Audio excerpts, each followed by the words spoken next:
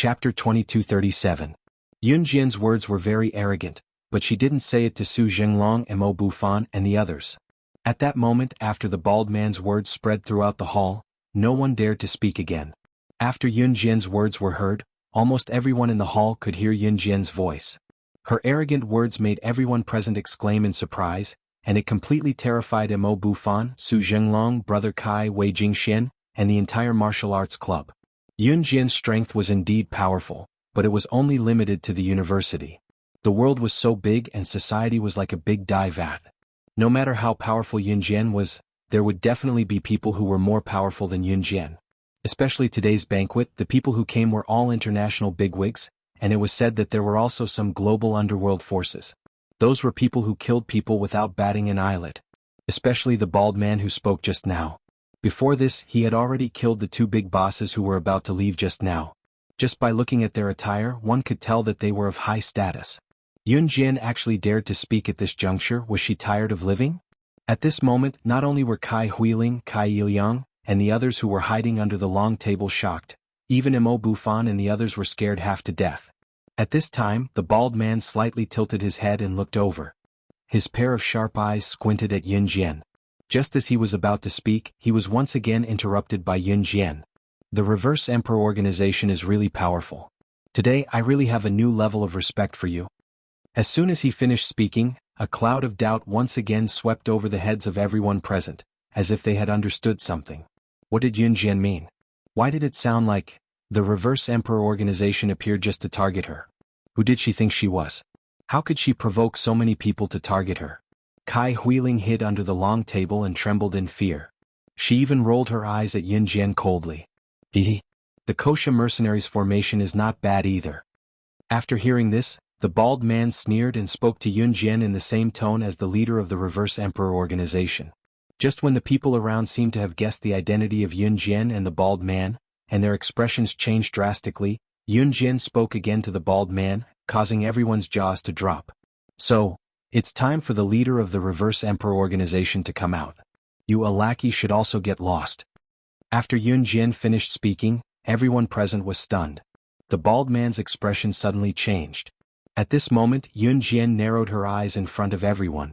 She stood still and spoke again. What's wrong? The leader of the Reverse Emperor organization?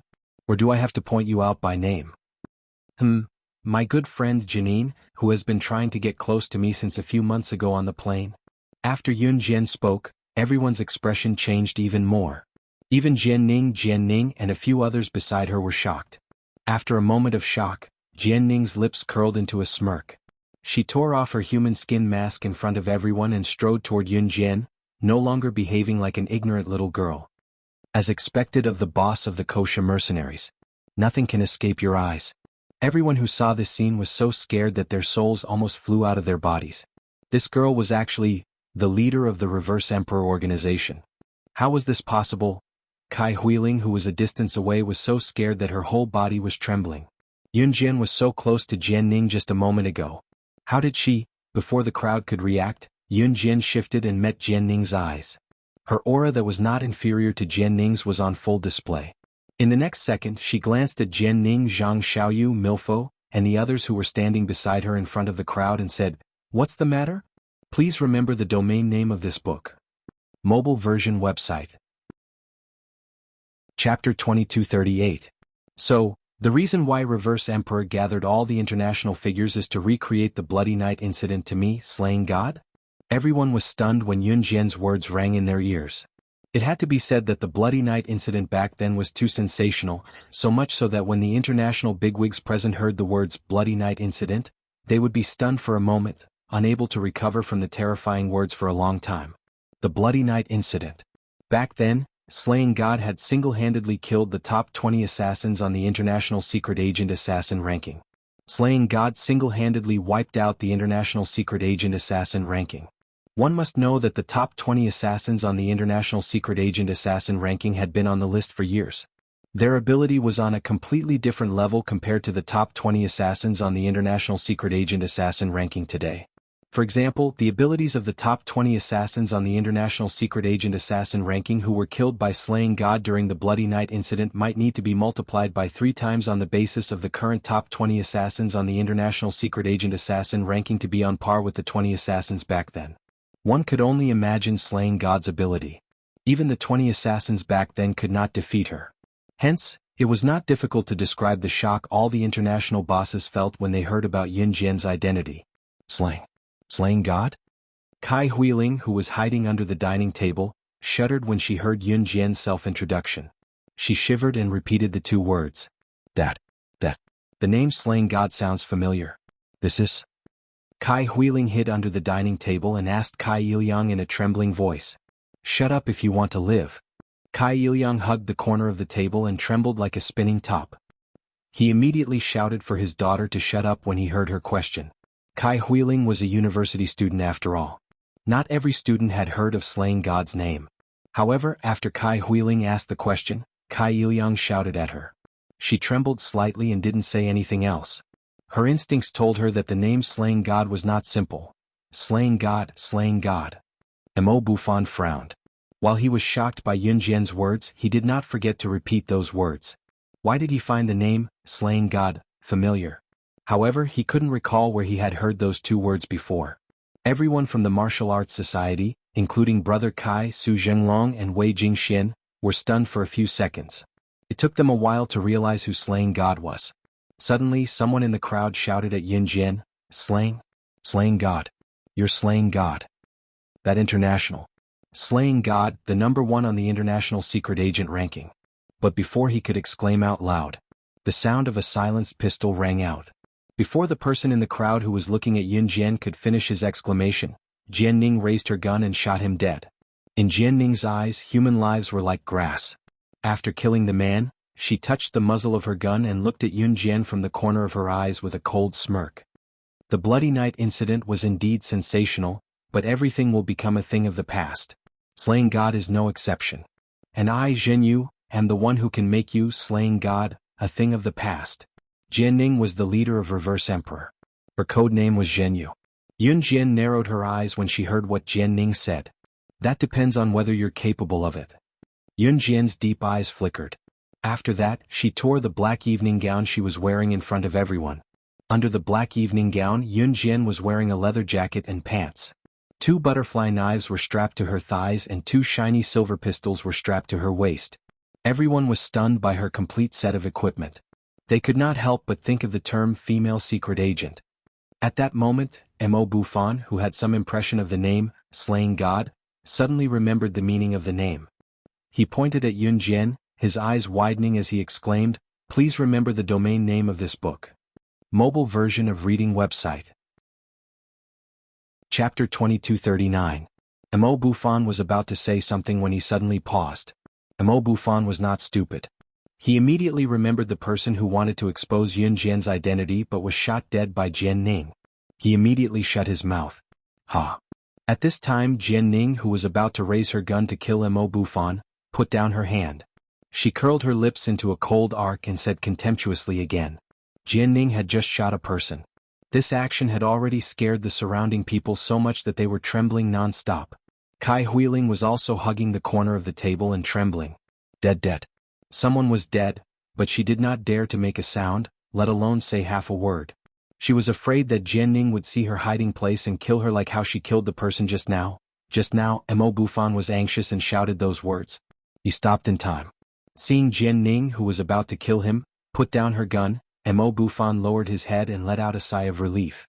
Although they did not hear Yun Jian's true identity from Mo Bufan, the members of the martial arts club standing next to Mo Bufan, as well as Mo Bufan's good brothers, Brother Kai Su Zhenglong and Wei Jingxian, all let out a sigh of relief. However, just as all the international bigwigs heaved a sigh of relief, they saw Jian Ning's cold red lips curl up. In the next second, after Mo Bufan heaved a sigh of relief, she raised her hand and fired a shot at Mo Bufan's head at the fastest speed possible. This shot carried an absolute momentum. Mo Bufan, who was standing in the distance and thought that he had escaped, narrowed his eyes again. He was completely unable to react in time. Bufan. Mo Bufan's 3 good brothers, Brother Kai Su Zhenglong and Wei Jingxian, all shouted out when they saw this. But just as the three of them exclaimed in unison and their expressions changed drastically, the bullet that Jian Ning suddenly fired at Mo Bufan was already 3 meters away from Mo Bufan's head. In less than a second, the bullet would pierce through Mo Bufan's head and kill him in one shot. However, when the bullet was only 10 centimeters away from piercing through Mo Bufan's head, everyone present was about to close their eyes, unwilling to watch the tragedy unfold. The second Mo Bufan thought that he would definitely die here today. A bullet that was much faster than the bullet Jian Ning had fired directly passed through the eyes of everyone present and swept over from afar at lightning speed. Chi-chi-chi. A loud sound of light and lightning colliding rang out. In the next second, the bullet that should have pierced through Mo Bufan's head was hit by a bullet that was much faster than the bullet that Jian Ning had fired. At the last moment it collided with the bullet that Jian Ning had fired. In an instant the two bullets were neutralized in front of everyone. At this moment, Mo Bufan's eyes suddenly widened. He stared at Yun Jian, who had just saved him with a bullet that did not deviate by half a millimeter. He turned his head and looked over. The shock on Mo Bufan's face was so much that it could not be described with words. At this time, whether it was Mo Bufan, the people from the martial arts club, or Brother Kai, Su Zhenglong and Wei Jingxian, they all maintained the same dumbfounded action. The bullet and the bullet had neutralized each other. Yun Jian, who had fired the bullet that saved his life, had to be very accurate with her marksmanship. Just as everyone was looking at Yun Jian, they saw Yun Jian, who was standing in front of everyone, smile coldly. She narrowed her eyes and stared at Jian Ning with contempt for 2 seconds.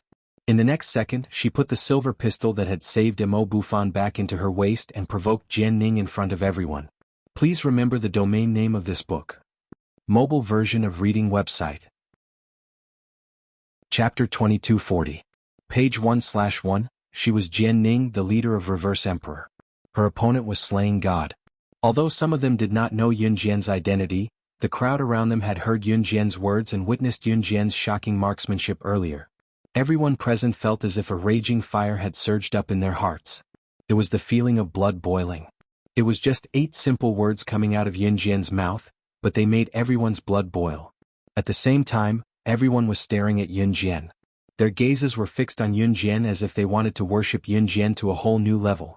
Brother Kai, Su Zhenglong, Wei Jingxian, and the members of the martial arts society were looking at Yun Jian from afar, their blood boiling. Cool. Too cool. Yun Jian was too cool.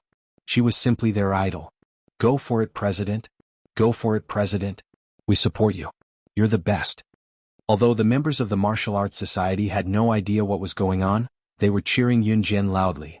Every word that came from the bottom of their hearts made all the international bigwigs look at her. One was Slaying God.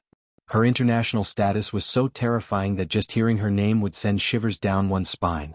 She killed people without leaving a trace and treated human lives like grass. Yet she had won the hearts of so many people. If this was in the past, it would have been completely impossible.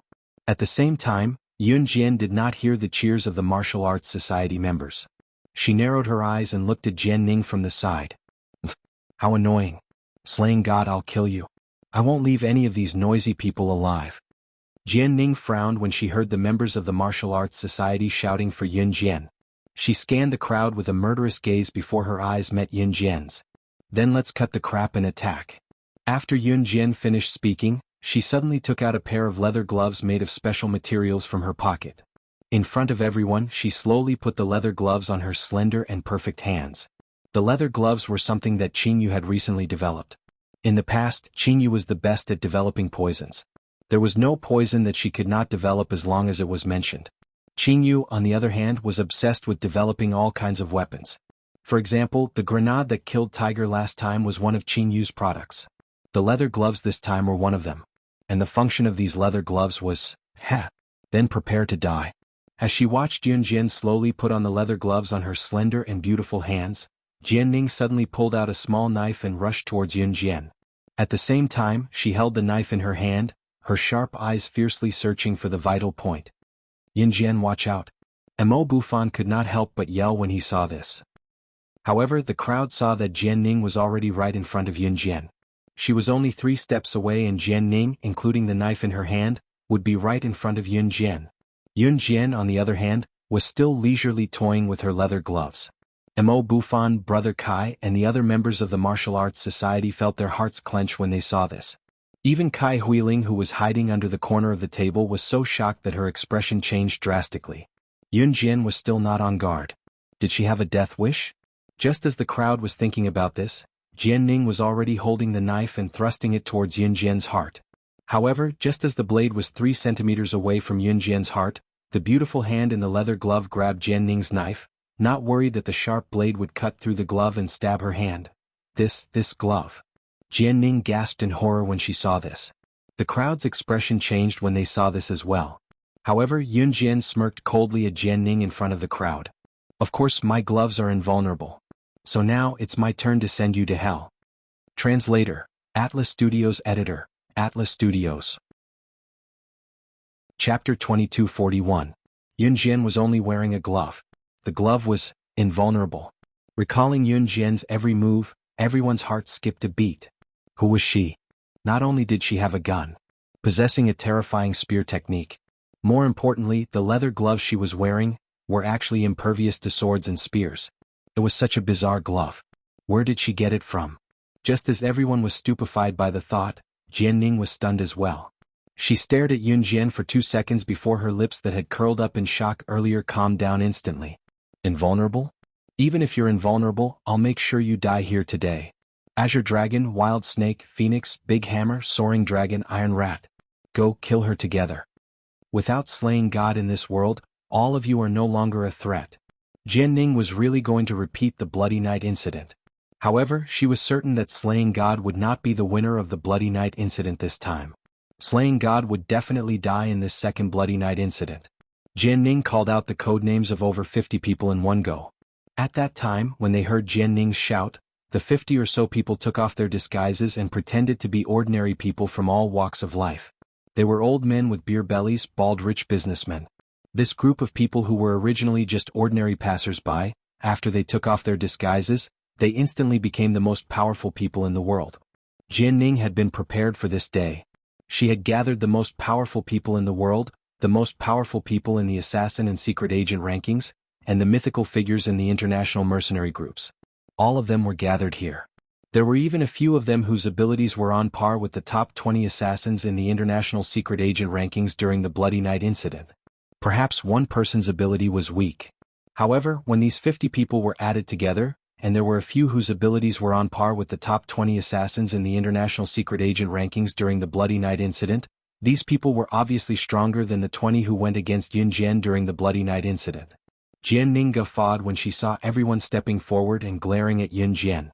She cackled maniacally and stared at Yun Jian for a while before saying, "You're right, Yun Jian, you're not the only one. Slaying God, I bet you didn't see this coming. After so many years, I will use the Bloody Night incident against you once again. But I won't die in your hands like those idiots from the Bloody Night incident.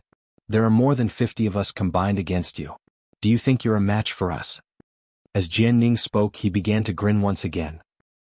When Mo Bufan and everyone present heard this, they were so frightened that they couldn't help but break out in cold sweat for Yun Jian. Just when everyone was worried for Yun Jian, they saw that Yun Jian, who should have been frightened, calmly glanced at Jian Ning. Then without fear she said coldly, "Oh, is that so?" After that, Yun Jian paused for a moment. Her lips curled into a beautiful red arc as she smiled contemptuously. "So you want to compete with me? Who has more experts under his command?" Slaying God had been in hiding for so many years that outsiders had no idea how many people she had under her command. In other words, outsiders had no idea how many of the top international figures were Slaying God's subordinates. Jian Ning also thought that other than Snake, Lizard, Tiger, Leopard, and a few others, there were not many powerful people under Slaying God. That was why Jian Ning dared to gather so many people to go against Yun Jian. After all, if Yun Jian did not have many connections under her, the 50 over people had a high chance of winning against Yun Jian alone. However, what did Yun Jian mean by that? Jian Ning had a bad premonition. Just as Jian Ning's bad feelings subsided, she saw Yun Jian, who was standing in front of Jian Ning, smoothing out the red arc on her face in front of everyone. Then she stood in front of Mo Bufan, Brother Kai, Su Zheng Longhe, Wei Jingxian, the people from the Martial Arts Society, Kai Huiling, Kai Yiliang, and the rest. As everyone held their breaths in shock, she looked at Jian Ning and spoke in a voice as cold as the winter wind. "Tiger, Leopard, Snake, Lizard, Demonis, Diana, Civet, Fox, Ghost Flame, Ghost Lotus, Doya, Charlotte. Listen to my command, everyone. Please remember the domain name of this book. Mobile version website. Chapter 2242.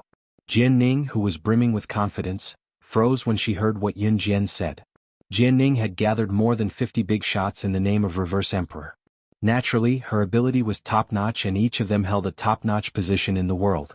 However, there were only a handful of them who could be ranked first in the world. Other than Doya and Charlotte, who were at the end, the rest of the people she called out were the most powerful figures in the international rankings. Especially Tiger, Leopard Snake, Lizard, Mad Dragon, Qingyu, Diana, Ghost Flame and Guilien. Almost every one of them had the ability to dominate the entire world. Compared to the 50 international figures that Jian-Ning called out, they could easily take on 5 of them at once. These people were on par with the top 20 international secret agent assassins who had dealt with slaying God during the Bloody Night incident.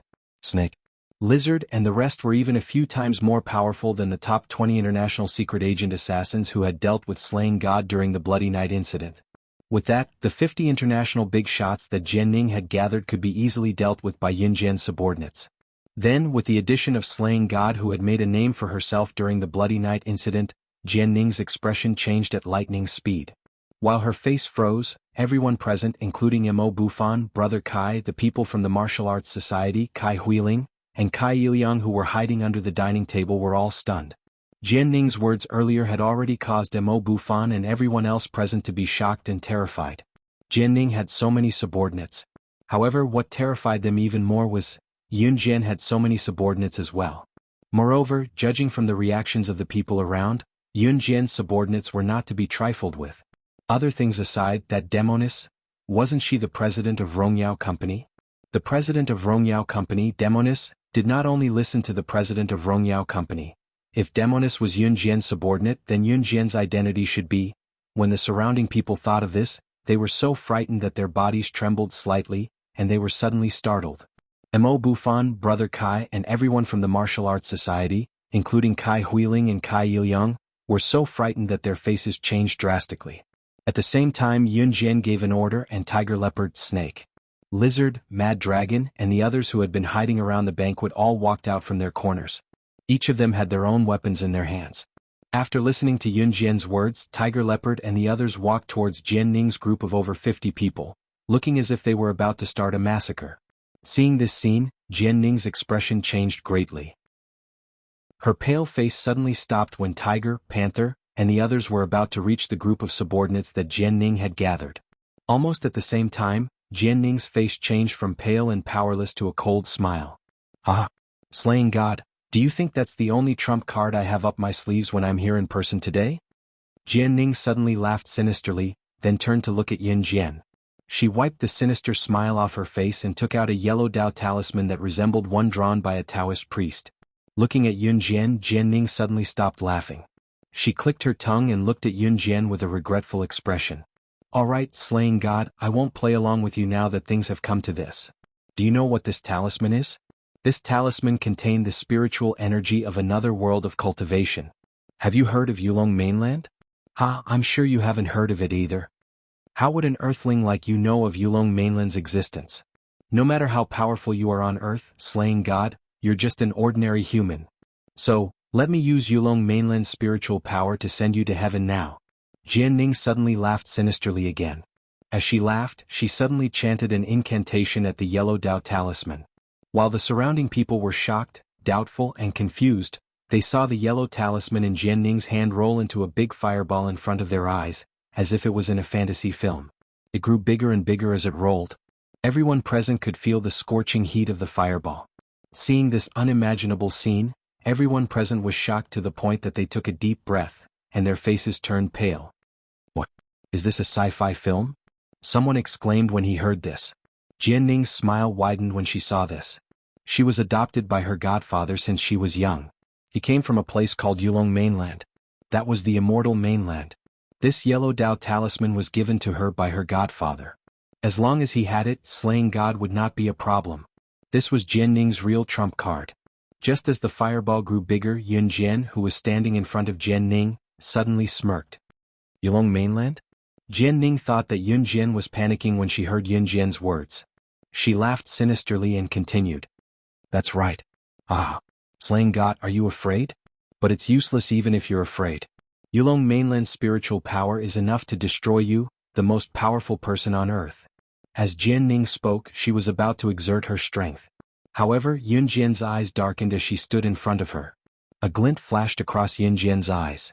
In the next second, Jian Ning saw the Dao talisman that was rolling into a fireball extinguish as if a basin of water had been poured over it. Jian Ning was stunned when she saw this. Her sinister smile had yet to fade. However, while Jian Ning was still in shock and before she could react to what was happening, she saw Yun Jian walking slowly toward her. In the next second, Yun Jian's voice that was crisp and clear rang in the air. She spoke to Jian Ning in a manner that made everyone's eyes widen and their jaws drop in bewilderment. Please remember the domain name of this book. The mobile version of the reading website. Chapter 2243. Translator, Endless Fantasy Translation Editor. Endless Fantasy Translation, page 1/1. As soon as Yun Jian finished speaking, a strong gust of wind with her at the center seemed to have turned into many sharp blades, sweeping towards Jian Ning. Yun Jian didn't even move her hand, but the sharp blades were like small knives, sweeping towards Jian Ning. Jian Ning, who was still standing at the same spot, widened her eyes, thinking about the meaning of Yun Jian's words. The yellow Dao talisman in her hand, which was left behind by her godfather from Yulong Mainland, was instantly turned into nothing by Yun Jian's eyes.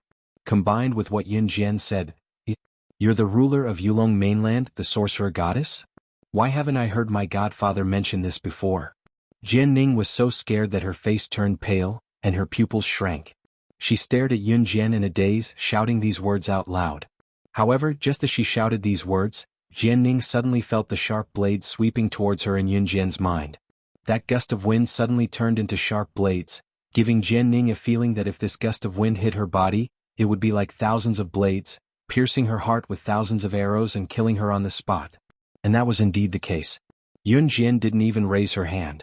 She just raised her eyes slightly, and used her spiritual power to turn the surrounding air into a gust of wind, turning it into a sharp blade, intending to kill Jian Ning on the spot. She wanted Jian Ning to die under her spiritual power. After 666 days of soaking in the holy spring, Yun Jian found that her spiritual power was no longer restricted on earth. This surprised Yun Jian, but at the same time she was able to use it with ease. However, at this moment, the sharp blades transformed from spiritual power almost pierced through Jian Ning's entire body and organs, killing her on the spot.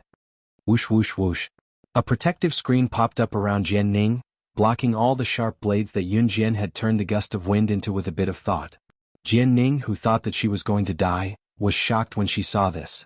She thought to herself, "Godfather is here." At this moment, the shock on everyone's faces was beyond words as they watched the scene unfold before them. Oh my God! Wasn't it supposed to be an ordinary evening party tonight? Not only are so many of the most powerful people in the world here, even Slaying God is here. What's going on? How did this turn into a sci-fi movie? Fantasy world? Is this still Earth? Oh my God! Everyone watching at this point, Yun Jian Ning's translation, everyone's Ning translation. This was beyond what any normal person on Earth could accept. Or it could be said that everything that happened in front of him was not something that an ordinary person could accept. Right then, Jian Ning's godfather, who had blocked the thousands of sharp blades that Yun Jian had conjured with her spiritual power, appeared at the scene. A silhouette flashed across the crowd, and in the next second, a middle-aged man in a suit and leather shoes who looked to be in his 40s appeared before everyone. Yun Jian narrowed her eyes the moment she saw the middle-aged man. The middle-aged man was just about to yell at Yun Jian when he stepped out of the crowd. Jian Ning pointed at Yun Jian and complained to the middle-aged man, "Godfather, she broke your spiritual power and tried to kill me." Jian Ning did not take Yun Jian's words seriously. However, just as Jian Ning thought that her godfather would avenge her, her godfather's expression changed. Suddenly, her godfather's gaze changed when he saw Yun Jian. He took 2 steps toward Yun Jian and knelt down in front of her.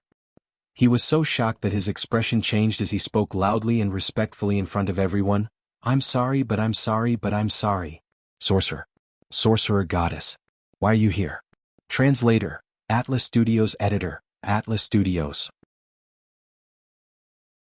Chapter 2244. Translator, Endless Fantasy Translation Editor.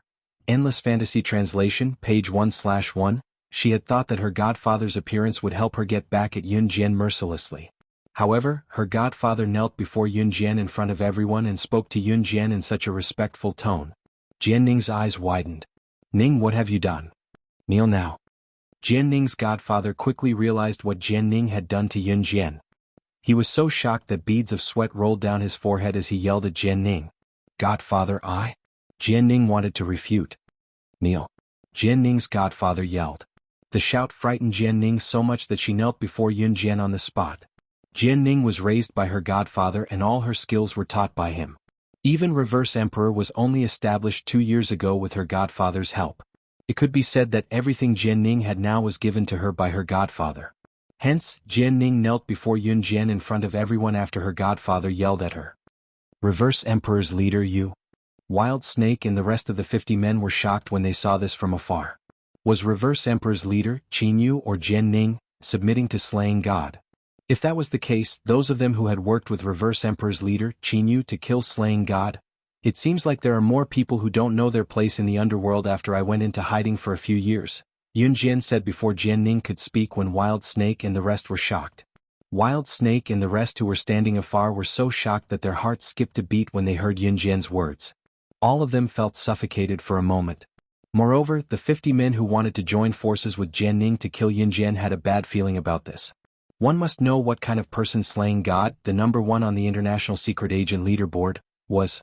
She was an international figure who would seek revenge and repay kindness. Now that even Jianning, who was the leader, had submitted to slaying God, the rest of them, looks like, it's time to massacre some restless people. Just as these people were shocked by Yunjian's words, Yunjian's voice rang out again. In the next breath, Yunjian's lips, which had been curled into a sneer, suddenly closed. At this moment, her back was facing Mad Snake's party of 50. The words that had decided the fate of Mad Snake's party spread out in the next second, causing Mad Snake's party to feel even more despair. Snake, lizard, tiger, leopard, mad dragon, kill all of these restless people. Leave no one alive. Mad Snake and the others paled when they heard this. They no longer dared question the authenticity of Yunjian's words. At this time, these people either turned around and rushed to the party's back door or were prepared to fight Snake, Lizard and the others with weapons in their hands. Mo Bufan, Brother Kai, Su Zhenglong, Wei Jingxian, and the people from the Martial Arts Society who were hiding in the corner, including Kai Huiling and Kai Yiliang, were shocked when they saw this. In an instant, the originally lively party venue turned into hell on earth. Those who were originally on Jianning's side fell one after another. Corpses were scattered all over the venue. Mo Bufan, Kai Huiling, and the others who were hiding under the table were so frightened that they broke out in cold sweat. Until the last person collapsed, no one on Yunjian's side fell. It was then that Yunjian officially met Jianning in Jianning's godfather's eyes and said mercilessly in front of everyone, "I'm sorry. Now it's your turn." Upon hearing this, Jianning's godfather's eyes turned ruthlessly. When Yunjian suddenly reached out and took out 2 butterfly knives, Yunjian's godfather suddenly spoke up to stop her. "Wait, sorcerer god. I have a potion that can allow people from Yulong mainland to come to Earth and use spiritual power without suffering any backlash. I'll give you this prescription. I hope you can let us go." Top reading website, M. Chapter 2245. Whether it was people from Yulong continent, Wanwan continent, or Shenzhou continent, they couldn't use their spiritual power when they came to Earth. Otherwise, they would not be able to make any progress in their cultivation for 100 years. This was an unchanging law since ancient times. According to the rumors, no one had found a way to break it.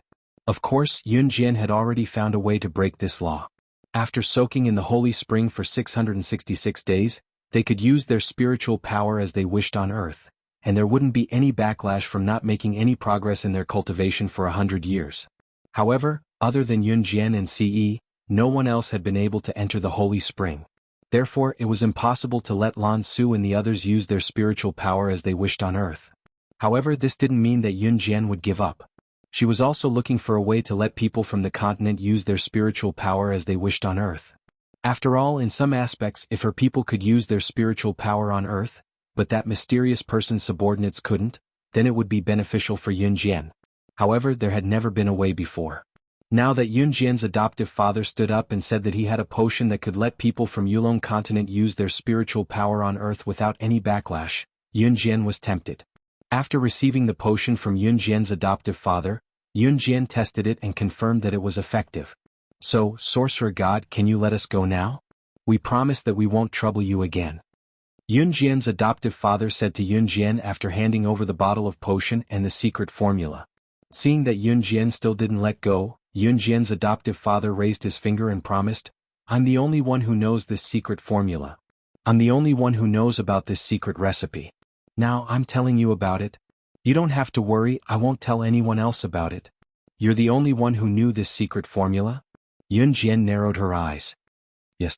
Yunjian's adoptive father was afraid that Yunjian wouldn't let him leave with Jianning, so he nodded heavily. Yunjian nodded. After a pause she continued, get out of my sight immediately. Yes. Jianning's godfather heaved a sigh of relief. He then dragged Jianning out of the banquet hall. At this time, two people came in from outside the banquet hall. Wasn't the leader of the Blood Dolls, Di Lin, walking at the very front? Di Lin, the leader of the Blood Dolls, was dressed in black. He always wore his black hoodie, and this time was no exception. That fair-skinned face was revealed under the black hoodie. He was so handsome that it was unbelievably handsome. Behind Di Lin was Lung Mei, the Blood Dolls' #1 expert. Lung Mei followed closely behind Di Lin, walking towards Yunjian. It was only when the two of them arrived in front of Yunjian that Lung Mei spoke to Yunjian. Sister Jian, I, Blood Doll, have wiped out the remaining forces of Reverse Emperor. The organization is just an empty shell now. Yunjian nodded. It was a piece of cake for her to send Blood Doll to wipe out the remaining forces of Reverse Emperor. When they heard that Reverse Emperor was wiped out, all the international bosses around them gasped. In the past 2 years, Reverse Emperor had developed into an assassin organization that was almost on par with the Kosha mercenaries and an Hun group. Slaying God, on the other hand, had only used one banquet to develop Reverse Emperor into an organization that was almost on par with the Kosha mercenaries. In just one night, it was wiped out, just like that. While everyone gasped, they saw Yunjian, who stood in front of the crowd, cast a sidelong glance at them. She then turned her gaze to the international bosses, businessmen, and politicians, and spoke again while they were still contemplating her power. All of you have 2 choices now. 1 die. Please remember the domain name of this book. Mobile version website. Chapter 2246. They would either die or submit to her. Submitting to her meant completely submitting to slaying God. Therefore, everyone was stunned for a second when they heard Yunjian's words. A second later, everyone made their decision. Unconditional submission. They would be Yunjian's subordinates. The combined ability and international influence of all the international bosses at the gala would be an indescribably powerful backer. Yunjian had massacred so many top international figures and recruited almost all of them under her wing. Then there would be no one in this world who could rival her. Even so, these people chose to submit to Yunjian unconditionally. It was because Yunjian was none other than Slaying God, the #1 secret agent on the International Secret Agent Leaderboard. Slaying God, the world's #1 powerhouse who struck fear in people's hearts. After everyone had chosen to submit, Yunjian gestured for Snake, Lizard, Tiger, Leopard and Snake. Lizard to sign the submission contract with these international bosses. She had come prepared. After everything was settled, Yunjian walked to the gala's entrance with Qin Yu and the rest escorting her. She had no intention of erasing Mo Bufan and the rest's memories, nor did she intend to erase Kai Huiling and the rest's. Especially Kai Huiling, she was not worth spending a 3-hour bottle of amnesia serum to erase her memory. Yunjian walked out the door.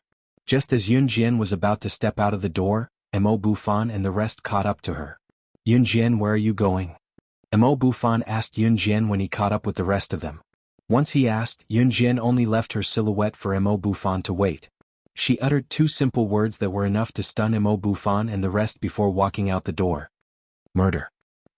On the smooth roads of River City, Jianning and her godfather had finally left River City's downtown area and arrived at the suburbs. Jianning's godfather brought her to the airport. He wanted to bring her back to Yulong mainland. As long as they returned to Yulong mainland and sought refuge with that lord, they would not have to be afraid of the sorcerer goddess. Otherwise, according to the sorcerer god's character, he would never let them go. At this time, Jianning and Jianning's adoptive father had already arrived at a desolate suburb. Jianning's adoptive father was now spinning the steering wheel in the strong wind and racing at high speed. Father, where are we going? Jianning couldn't help but ask when she saw her godfather driving the sports car so anxiously. Run. Run as far as you can. We have to run. Jian Ning's foster father was sweating profusely as he focused on driving. However, as soon as their conversation ended, the sports car that Jian Ning's godfather was driving at a speed dozens of times faster than an ordinary sports car suddenly came to a stop. The car was directly braked by a powerful spiritual force. The two of them were so scared that their faces changed drastically. This was a powerful force. He was definitely above the sorcerer god. Who was it? His spiritual power was far above that of the sorcerer god. And such a character had also come to Earth. Just as the two of them were so frightened that their faces changed drastically, a tall and handsome man suddenly tore open the space in front of the sports car they were in. He directly descended from the air and slowly landed on the ground. Looking at this handsome man who angered both humans and gods, even Jian Ning couldn't help but be fascinated by him. Jian Ning's godfather frowned fiercely. He sat in the car and cupped his fists in front of this handsome man who made people forget to breathe. I don't know how I offended you. I hope you can forgive me. Let me and my daughter leave this place. Jian Ning's godfather's words made the man who suddenly descended from mid-air like a god frown slightly. The next second, this handsome man stretched out his hand. A second before, he directly used his spiritual power to blast the sports car and the two people in the car into meat paste. He left a cold and mellow sentence that was enough to make people forget to breathe. Please remember the domain name of this book. Mobile version of reading website. Chapter 2247. As soon as the handsome man spoke, the two people in the sports car were blasted into a puddle of blood along with the car before they could even step out of the car. Not even their bones could be found. They had died on the spot just like that. If an ordinary person was standing here at this moment and saw this inconceivable scene, they would probably cry out in shock. It was a scene that defied all logic. When Yun Jian arrived, this was what she saw. The sports car in which Jian Ning and Jian Ning's adoptive father were sitting was suddenly left on the spot. The whole car was twisted like a rope. Just looking at it and imagining that there used to be people in the car was enough to make one tremble with fear. What was even more frightening was that the entire body of the sports car had been twisted like a rope, and bright red blood was flowing out of it.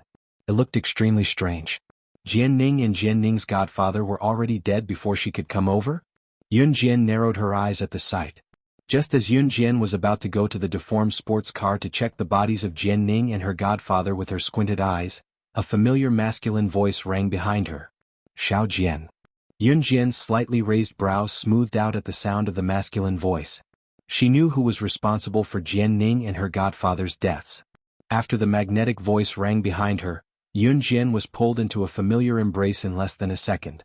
Feeling the warmth of the embrace, she relaxed and turned her back to him. Did you kill them? Yun Jian asked softly as she leaned against Si Yi's chest. At that time, Si Yi's hands had slipped from her waist naughtily to latch onto her fair and delicate hands as he replied curtly with a smile, You're right. Yun Jian's eyes dimmed at his reply, her red eyes quivering. I wanted to interrogate them to see if they were the mysterious person's subordinates. Yun Jian did not think that Jian Ning's godfather was just an ordinary immortal cultivator from Yulong mainland. That was why Yun Jian did not kill Jian Ning and her godfather at the gala. Yun Jian was never one to leave the root of the problem untouched. Whether Jian Ning and her godfather were truly remorseful or not, Reverse Emperor's existence was a foregone conclusion. And as the leader of Reverse Emperor, Jian Ning and her adoptive father, who founded Reverse Emperor, had to die. That man is indeed the mysterious person's subordinate, Si Yi answered when Yun Jian asked in confusion. There was a pause after that before Si Yi spoke again.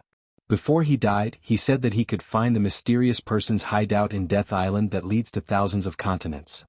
Jian Ning's godfather had put up a struggle before he died, and in the process, he had revealed a huge secret to Si Yi. In a sea area called Death Island in the Indian Ocean, there was a place that led directly to the hiding place of the mysterious man. Jian Ning's godfather had revealed this before he died, and Si Yi could tell that he was not lying. This was because when a person who was afraid of death was faced with the fear of death, in order to survive, even if it was a monstrous secret, it was possible for him to reveal it. What was more, Jian Ning's godfather was not a person who was not afraid of death. This Death Island was located on an island in the Indian Ocean. Why was the island called the Island of Death? It was because the Island of Death was a legendary island. It was said that the Death Island would only appear on the surface of the Indian Ocean at dawn. There would be thick smoke around the Death Island, which looked quite beautiful. Pleasure boats would be attracted by the smoke and sail to the shore of the Death Island. Legend has it that after sailing to the shore of the Death Island, the boats that were attracted to it would no longer be able to find their way back. Until they died, they would be trapped on the Death Island. That was the origin of the name of the Death Island. Of course, it was just a beautiful legend. But later on, someone came forward to prove that the Death Island was real. As early as 20 years ago, there was an old pirate who was drifting in the Indian Ocean with a group of his pirate brothers. According to his recollection, he and his group of pirate brothers accidentally entered Death Island. The old pirate did not say what happened on the Death Island. People only knew that he had been to the Death Island and somehow became the first person to leave the Death Island alive. When he was found, the old pirate kept shaking his head and repeating, "Dead, dead, all dead. Death Island, all dead." Yes, the old pirate was crazy. 20 years ago, this incident caused a stir in the world. Since then, people had a deeper understanding of the Death Island in the Indian Ocean. Yun Jian narrowed her eyes when she heard that they could find the hideout of the Death Island.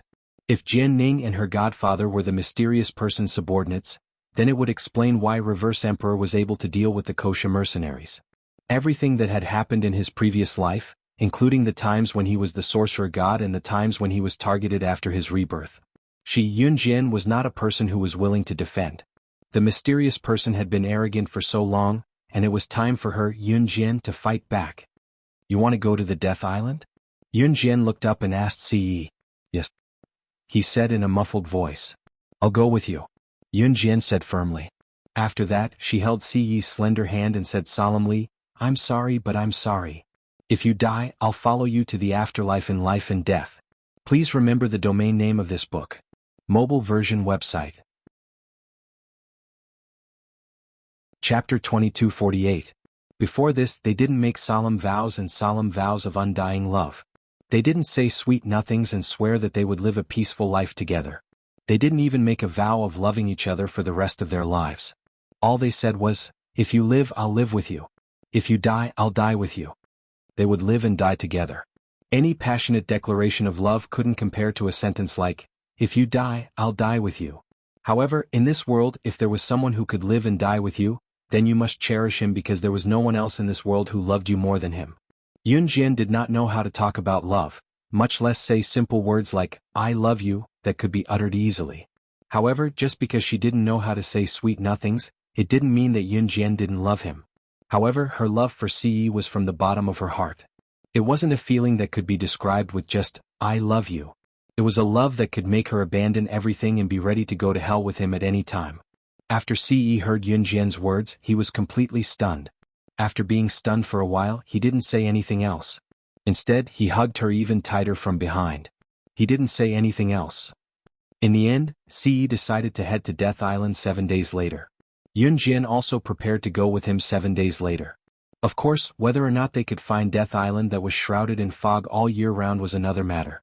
However, this time Yun Jian was going with Ce with the determination to die.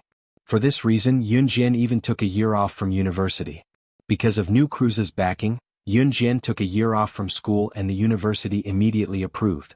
On this day, Yun Jian came out of the principal's office. When she arrived at the school gate, Mo Bufan and the other members of the Martial Arts Society heard the news and all ran to the school gate to send Yun Jian off. "Yun Jian, although I don't know why you suddenly took a break from school, I'll keep the position of president of the Martial Arts Society for you. Because only you are fit to be the president of the Martial Arts Society." Mo Bufan and the others sent Yun Jian to the school gate. Then Mo Bufan spoke up and solemnly said these words to Yun Jian. "Only you can be the president of the Martial Arts Society." This was the recognition of Yun Jian by everyone in the Martial Arts Society. "If I can come back alive, I must personally hear the news of your victory in the martial arts competition. Don't let me down." Yun Jian didn't say anything, only leaving this sentence. This sentence made the members of the martial arts club, who did not know what Yun Jian was going to do, even more worried. But at this moment no one asked. Yun Jian was not simple. At the same time, Yun Jian also had her own world. At that time, the members of the Martial Arts Society only unanimously promised Yun Jian that they would definitely get the first place in this martial arts competition. Yun Jian left the Jiangqing University of Electronic Science and Technology of China under the warm send-off of the Martial Arts Club. There were still 7 days left before the date she had agreed to go to Death Island with Ce. In these 7 days, Yun Jian continued to instruct the members of the kosher mercenaries before returning to Longmen City. After returning to Longmen City, the first place Yun Jian went to was the prison. Now that 2 years had passed, Duan Li and Duan Ye's father, Duan Shi, who had been imprisoned for domestic violence, was about to be released. Yun Jian came to the prison and applied for the right to visit Duan Shi. At that time, Yun Jian was about to enter the prison to visit Duan Shi and mention some important matters to him.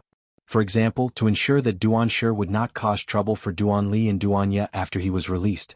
Just as Yun Jian was about to enter the prison after getting permission, she saw a shadow outside the police station. She wanted to go around the figure and walk past him, but she was stopped. Yun Jian. It's you? The person who called out to Yun Jian was none other than Yun Jian's classmate back in Xinjiang town, Enchanting. Please remember the domain name of this book. Mobile reading website. Chapter 2249. Yun Jian did not stay long in Xinjiang town. She had gone to Longmen City not long after she was reborn in the town. The person who had studied in Xinjiang town for close to 3 years was not her, but the original owner of her body. However, Yun Jian could still find memories of Enchanting in the original owner's memory. In her memory, this girl named Enchanting was a very ordinary student in Xinjiang town. She was also a good student in the teacher's impression. She usually listened to the teachers obediently and dressed elegantly. She was a typical student with good grades and was a model student in the hearts of the teachers and parents. However, the current Enchanting was a little different from the model student who was obedient and had good grades in the original owner's memory. At that time, Enchanting was wearing a more Western-style clothes. Her upper body was a button-up striped shirt, which was tight on her body, and her lower body was a short black skirt. She looked like a lady from the underworld. This was a stark contrast to the obedient Enchanting who didn't even dare to speak loudly in school and didn't even dare to stand up when the teacher called her name in class. People changed. No matter how obedient a person was when they were young, they would change if they encountered certain circumstances when they grew up. Compared to the innocent and naive Enchanting in junior high, the current Enchanting looked more charming and mature. There was also an indescribable sense of vicissitudes. Yun Jian's eyes narrowed when she saw Dai Qingqing, but she gave a nonchalant reply. Dai Qingqing grinned at Yun Jian with pursed lips. What a coincidence that we can meet here. There was a hint of vicissitudes and desolation in the smile of an old friend who had met with an unforeseen event. Right, Yun Jian, why are you here? Don't you need to go to school? Dai Qingqing asked after she was done with her question. Yun Jian was supposed to be in her senior year, but she skipped a grade and was now in her first year. After Dai Qingqing asked, Yun Jian replied, I came back for something. She didn't say anything more. After listening to Yun Jian's words, Dai Qingqing didn't feel that it was inappropriate. She smiled at Yun Jian and then began to talk about her own matters in detail. I dropped out of high school and came to Longmen City to work alone. I met my boyfriend at the place where I worked. Dai Qingqing's boyfriend was very good to her. Her boyfriend had taken care of her for 2 years when she was working, taking care of her every need. Later, Dai Qingqing was moved, so she agreed to have a real relationship with him. However, the good times did not last long. 2 days ago, Dai Qingqing and her boyfriend got off work and met a few hooligans. Those hooligans saw that Dai Qingqing was good-looking and wanted to rape Dai Qingqing in front of her boyfriend. In the end, Dai Qingqing's boyfriend accidentally stabbed one of the hooligans to death, thus protecting Dai Qingqing's innocence. At the mention of this, Dai Qingqing's eyes teared up. He went to jail because of me. The court took into account that he didn't kill on purpose and that it was self-defense, so he's going to jail for 10 years. He went to jail because of me. I'll always be by his side. Even if it's 20 years, I'll wait for him to get out. It was only then that Yun Jian noticed the lunchbox in Dai Qingqing's hand. She knew without asking that Dai Qingqing must be here to deliver food to her boyfriend. Yun Jian and Dai Qingqing went to the prison to visit Duanling Tian. Dai Qingqing even invited Yun Jian to a nearby milk tea shop for a small gathering after they were done visiting. Yun Jian agreed. The door of Duan Shi's prison opened and Yun Jian walked in. Duan Shi looked much more refreshed than before. After 2 years of not seeing him, Duan Shi, who was no longer drinking, looked more like a human after 2 years of rehabilitation in prison. Yun Jian's sudden entrance startled Duan Shi. He glared at Yun Jian and exclaimed loudly. Please remember the domain name of this book. Mobile version website. Chapter 2250. Have you forgotten? You'll be released from prison in a few days. I'm here to visit you on behalf of your daughter, Yun Jian said with a cold smirk. She was walking not far away from Duan Shi, separated by a glass. Hearing that he was going to be released, Duansher was stunned. Then he suddenly laughed. Without the violent aura he had when he first entered prison, Duansher was actually quite decent. Perhaps it was because he did not drink too much these years, but the decadent middle-aged man who used to abuse Duanli and Duanya had disappeared. After laughing, Duansher sighed and shook his head. He finally understood Yun Jian's motive. Hey, if you're here for Duanli and Duanya, you can go back now. I've turned over a new leaf. After I get out of prison, I won't interfere with their happy lives anymore. I'm not a good father. I've been in prison for 2 years. I've already thought it through. It was my fault back then. I actually did something like domestic violence. Actually, when their mother was still alive, they were my flesh and blood, my sweethearts. Duansher was handsome and was a match made in heaven with Duanli and Duanya's father. Later on, Duanli and Duanya's mother passed away early, and Duansher fell from grace. He became a rich woman's sugar baby. Not only that, he also drank and beat up Duanli and Duanya. However, after 2 years in prison, Duansher finally realized his mistake. He regretted it. At this point, Duansher wiped away the tears that were about to fall from his eyes. The wrinkles on his face, which was no longer handsome and had aged features, deepened. These 2 years made me understand a lot of things. After I get out of prison, I won't interfere with their lives anymore. As he spoke, Duansher suddenly stood up and bowed deeply to Yun Jian. This was the most sincere gratitude from an incompetent father to Yun Jian after he had repented. If it were not for Yun Jian and the most appropriate education from the police station, he would still not know where he went wrong. Thank you. If I can repay your kindness in this lifetime, I'll do it even if it costs me my life. My 2 children. I hope you can treat them well. Let them forget about this incompetent father and start a new life. These were the last words that Duansher said to Yun Jian. After saying this, Yun Jian ended the conversation with Duansher. Yun Jian originally came here to confirm if Duansher would still find trouble with Duanli and Duanya after he was released from prison. However, based on Duansher's words, it seemed that he would not cause trouble for Duanli and Duanya anymore. As soon as she walked out, Yun Jian saw Yi Qingqing, who had just come out from visiting her boyfriend. Yun Jian, here.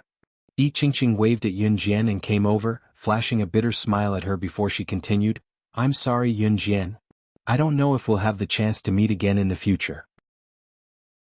Let's go to a nearby milk tea shop and get together. I'm actually already very happy. At least when I miss him, I can come and see him. As she spoke, Yi Qingqing left with Yun Jian and walked towards a milk tea shop not far away. Not long after they walked out of the police station, when they passed by a deserted area, a large group of people suddenly surrounded them from behind.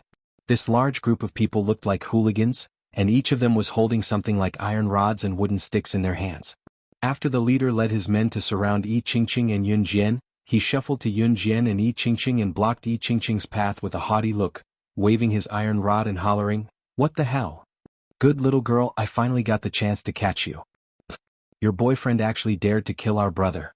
Now that you don't have your boyfriend's protection, you're finished. Please remember the domain name of this book. Mobile reading website. Chapter 2251.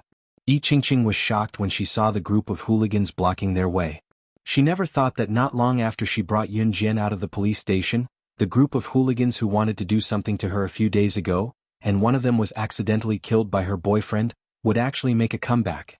In fact, the police station had given the most severe warning to this group of hooligans, and even detained them for a few days as a warning.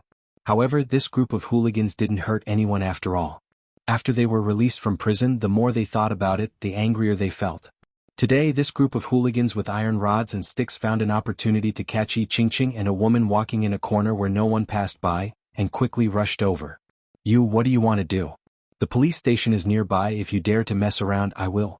Yi Qingqing hugged her backpack and tried to scare this group of hooligans away with these words.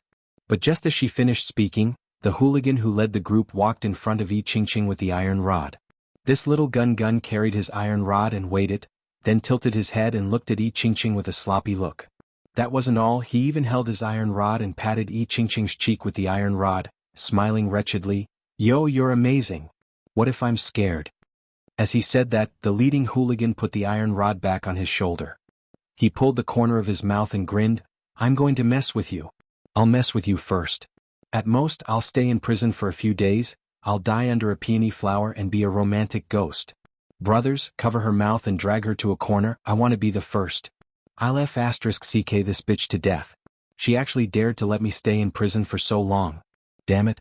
Brothers, hurry up and drag this bitch to a corner and take off her pants. Alright, didn't you bring a camera today? Shoot. Shoot with all your might. Make her angry. Damn it. The man spat out vulgarities and threw the iron rod in his hand to the ground. He tugged at his belt and looked like he was going to be the first to humiliate Enchanting. When Enchanting saw this scene, she was frightened, but she desperately winked at Yunjian, meaning that Yunjian should quickly escape while these gangsters did not notice her and then call for help. However, contrary to what Enchanting thought, Yunjian didn't run away. Instead, she lazily walked to the side of the gangster and picked up the iron rod that the gangster threw on the ground. The leader of the hooligans was busy unbuckling his belt with a wretched look on his face. Yunjian walked over and picked up the iron rod that had been thrown on the ground. She smashed the head of the hooligan, causing him to see stars. *CK, who is it? Do you want to die? Just as the leader of the hooligans said this, he suddenly felt a chill on his neck. It turned out that Yunjian had pressed the iron rod against his throat and looked at him with a sneer. That cold sneer made the hooligan tremble all over and his heart tremble for no reason. Just as the thug's heart skipped a beat and his expression changed, Yunjian's clear voice that was laced with a hint of murderous intent rang abruptly.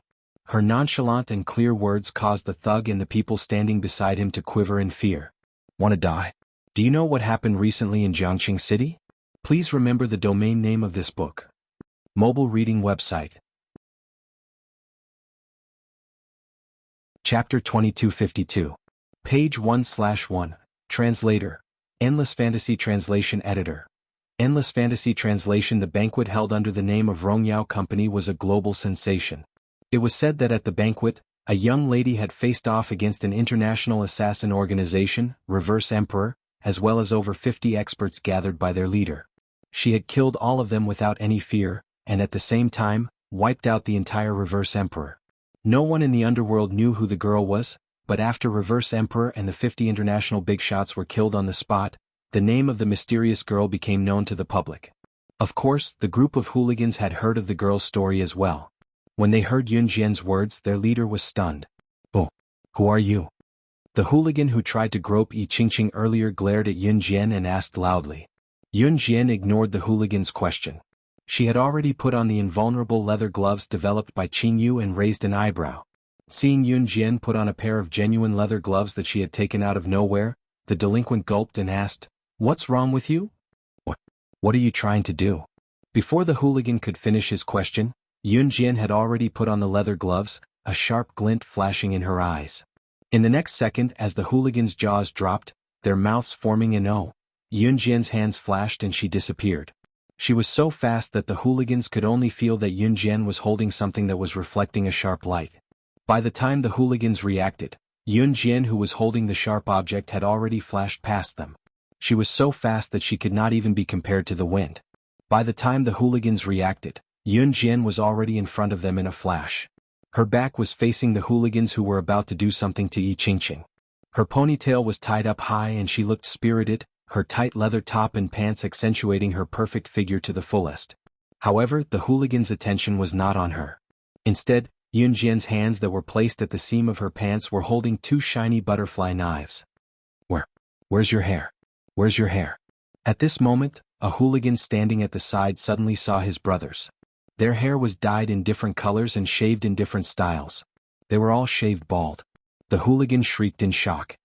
Shunzi, you're missing your hair too. Another hooligan pointed at the hooligan who was the first to notice. His shriek sent chills down everyone's spine. The hooligans quickly realized that their hair had been shaved bald by Yunjian with those butterfly knives that were so fast that they could not even be seen clearly. Yunjian's knife technique just now was actually so fast. The hooligans who realized this were all scared half to death. Imagine if Yunjian did not just cut their hair, but went a little lower and directly cut off their heads. Go quickly. The hooligan who was the leader was so scared that his face turned green. He covered his head and did not even care about unbuckling his belt as he took the lead to run away. In the end, after just 2 steps, his pants loosened and slid down to below his knees. After the pants slid down to below his knees, the hooligan was only wearing a pair of men's underwear in the middle of winter. The hooligan who was the first to say that he wanted to deal with Enchanting tripped on his pants and fell to the ground. But he was so scared that he did not care about the pain. After standing up, he continued to run forward madly, looking as if he had eaten dog shit. The rest of the hooligans ran after the one who led the pack. A second before they left the scene, they could even hear Yun Jian's chilling voice coming from behind them. "You're right. You're right. You're wrong. You're wrong. Don't let me see you guys again. Next time it won't be your hair that I cut but your heads." Translator, Atlas Studios. Editor, Atlas Studios. Chapter 2253. Just like the hooligans just now, they were scared out of their wits after Yun Jian spoke. Yun Jian kept her butterfly knife and said nothing more. Enchanting could not help exclaiming at the sight. Nevertheless, Enchanting was not too impressed by Yun Jian's skills since she had dealt with Lin Mingyu back in Xinjiang Town Junior High School. Enchanting, on the other hand, was deeply grateful to Yun Jian. After a short gathering at a nearby milk tea shop, Yun Jian went home and packed her luggage. She had agreed to meet Ce 7 days later, but before that, Yun Jian had to go somewhere. "Xiao Jian, you're going on a long trip again?" Qin Yuru could not help asking when she saw Yun Jian leaving the house with her backpack. Mom." Yun Jian nodded. She did not say anything else. If Qin Yuru knew that her trip was extremely dangerous, Qin Yuru would definitely be worried. She might as well not say anything. Be careful then. After learning about Yun Jian's identity as slaying god, Qin Yuru did not restrain Yun Jian's actions anymore. When she heard Yun Jian's words, she said nothing more. Yun Jian nodded and left the house. After leaving home, Yun Jian went straight to the airport and headed to Country S. Before she went out to sea to search for Death Island, she had something important to do. She had to confront the old pirate who was the only one who had been to Death Island back then. At the same time, in Deity Continent. It had been a few days since Gunyenji came to Deity Continent with Li Nong. Deity Continent was huge. Gunyenji had not seen anyone from Deity Continent even after wandering aimlessly for 3 days. At this moment, Gunyenji reached out to wipe the sweat on her forehead. She walked and stopped to ask Li Nong with a frown, "I've been gone for so long, but I haven't even seen half of the deities of your god's continent. You're not trying to lead me astray, are you?" "The gods of the god's continent rarely go out," Li Nong said in a serious manner. If Huang Yin was here, he would probably roll his eyes at Li Nong. What the gods of God's continent liked to do the most was to gather a large group of people together and compete with each other to see who was stronger. Li Nong had indeed deliberately led Gunyenji to a place with fewer people. "Are you serious? Then where is your home? Hurry up and take me to your place to rest." Gunyenji was about to throw up. At first, in order to come to the god's continent, she had even let Li Nong touch her butt and take advantage of her. Just thinking about it made Gunyenji regret it. He thought that there was something fun and delicious on the god's continent, but it turned out to be, "Hey, why don't you send me back? I don't want to stay on the god's continent anymore. It's not fun here. It's better to stay with Qin Yu." Gunyenji was holding a weed that she had pulled out from somewhere. She pouted and swung the weed in her hand, walking like she would collapse on the ground from exhaustion at any moment. Li Nong said that one could not fly on the god's continent, or else there would be serious consequences. Gunyenji really walked behind Li Nong for 3 days and 3 nights, but they still could not get out of this godforsaken place. At this moment, both of them were walking in a boundless forest. Gunyenji walked forward unsteadily, sighing. However, just as Gunyenji lowered her head aimlessly, swinging the weed in her hand and walking forward lazily with a pout, she bumped into Li Nong, who had suddenly stopped walking in front of her. Gunyenji pounced on him, and Li Nong did not seem to be prepared to defend himself at all. Therefore, Gunyenji's pounce directly pushed Li Nong to the ground. At the same time, Li Nong turned around and fell on his back. Gunyenji did not see that Li Nong's lips curled up the moment he fell. Ouch! Gunyenji cried out in pain and fell to the ground. When Gunyenji came to her senses, she suddenly realized to her horror that Li Nong's hand was wretchedly grabbing her butt. He even pinched it. It looked like he was doing it on purpose. Please remember the domain name of this book. Mobile version of reading website. Chapter 2254. By the time Gunyenji reacted, she was so frightened that she screamed and stood up. She protected her chest tightly and glared at Li Nong with bulging eyes. She bared her teeth and said to Li Nong, "Li Nong, you did it on purpose. It's not that there's no one at all. You did it on purpose. I want to go back to Earth." She should have known that a normal person wouldn't ask to touch her but before bringing her to the divine continent. Gu Nianji instantly realized that Li Nong was most likely trying to take advantage of her. He was the kind of habitual offender who took advantage of girls. Pervert. Unexpectedly, after Li Nong stood up calmly, there was no change in expression on his serious face. He put his hands in his trouser pockets, and he didn't panic or fear when Gu Nianji discovered his intentions. He simply turned his handsome face to Gu Nianji and suddenly said, "You're right. This is the first time I've brought a girl back to the divine continent, so you can't leave. I've taken a liking to you, so you can't leave." On the other side, Yun Jian had already arrived in S country. S country was a developing country in China. The infrastructure of the city was poor, and the facilities of the three-star hotels were relatively old. S country's economy was mainly based on agriculture, and the country's most important export product was Ceylon black tea. The country was also one of the 3 largest tea-producing countries in the world, so the domestic economy was deeply affected by the tea production situation. Of course, there were also some people in S country who relied on fishing for a living. S country was a country on the Indian Ocean plate, and the only old pirate who had been to the Death Island was from S country. The old pirate was now living in a mental hospital. Because he had suffered a great shock back then, he had become crazy. There were many adventurous people in the world who went to the legendary Death Island from S country, but most of them returned empty-handed. Generally, adventurous people who wanted to explore the Death Island would come to this mental hospital to ask the old pirate for information about the Death Island. Even if no one got any information about the other Death Islands from the old pirate, there were still adventurous people who came to this mental hospital to visit the old pirate and communicate with him, trying to get more information about the Death Island from the old pirate. After Yun Jian got off the taxi, she simply carried a decent backpack and went to the mental hospital. She looked up slightly and a dark light flashed in her eyes. In the next second, she walked into the mental hospital.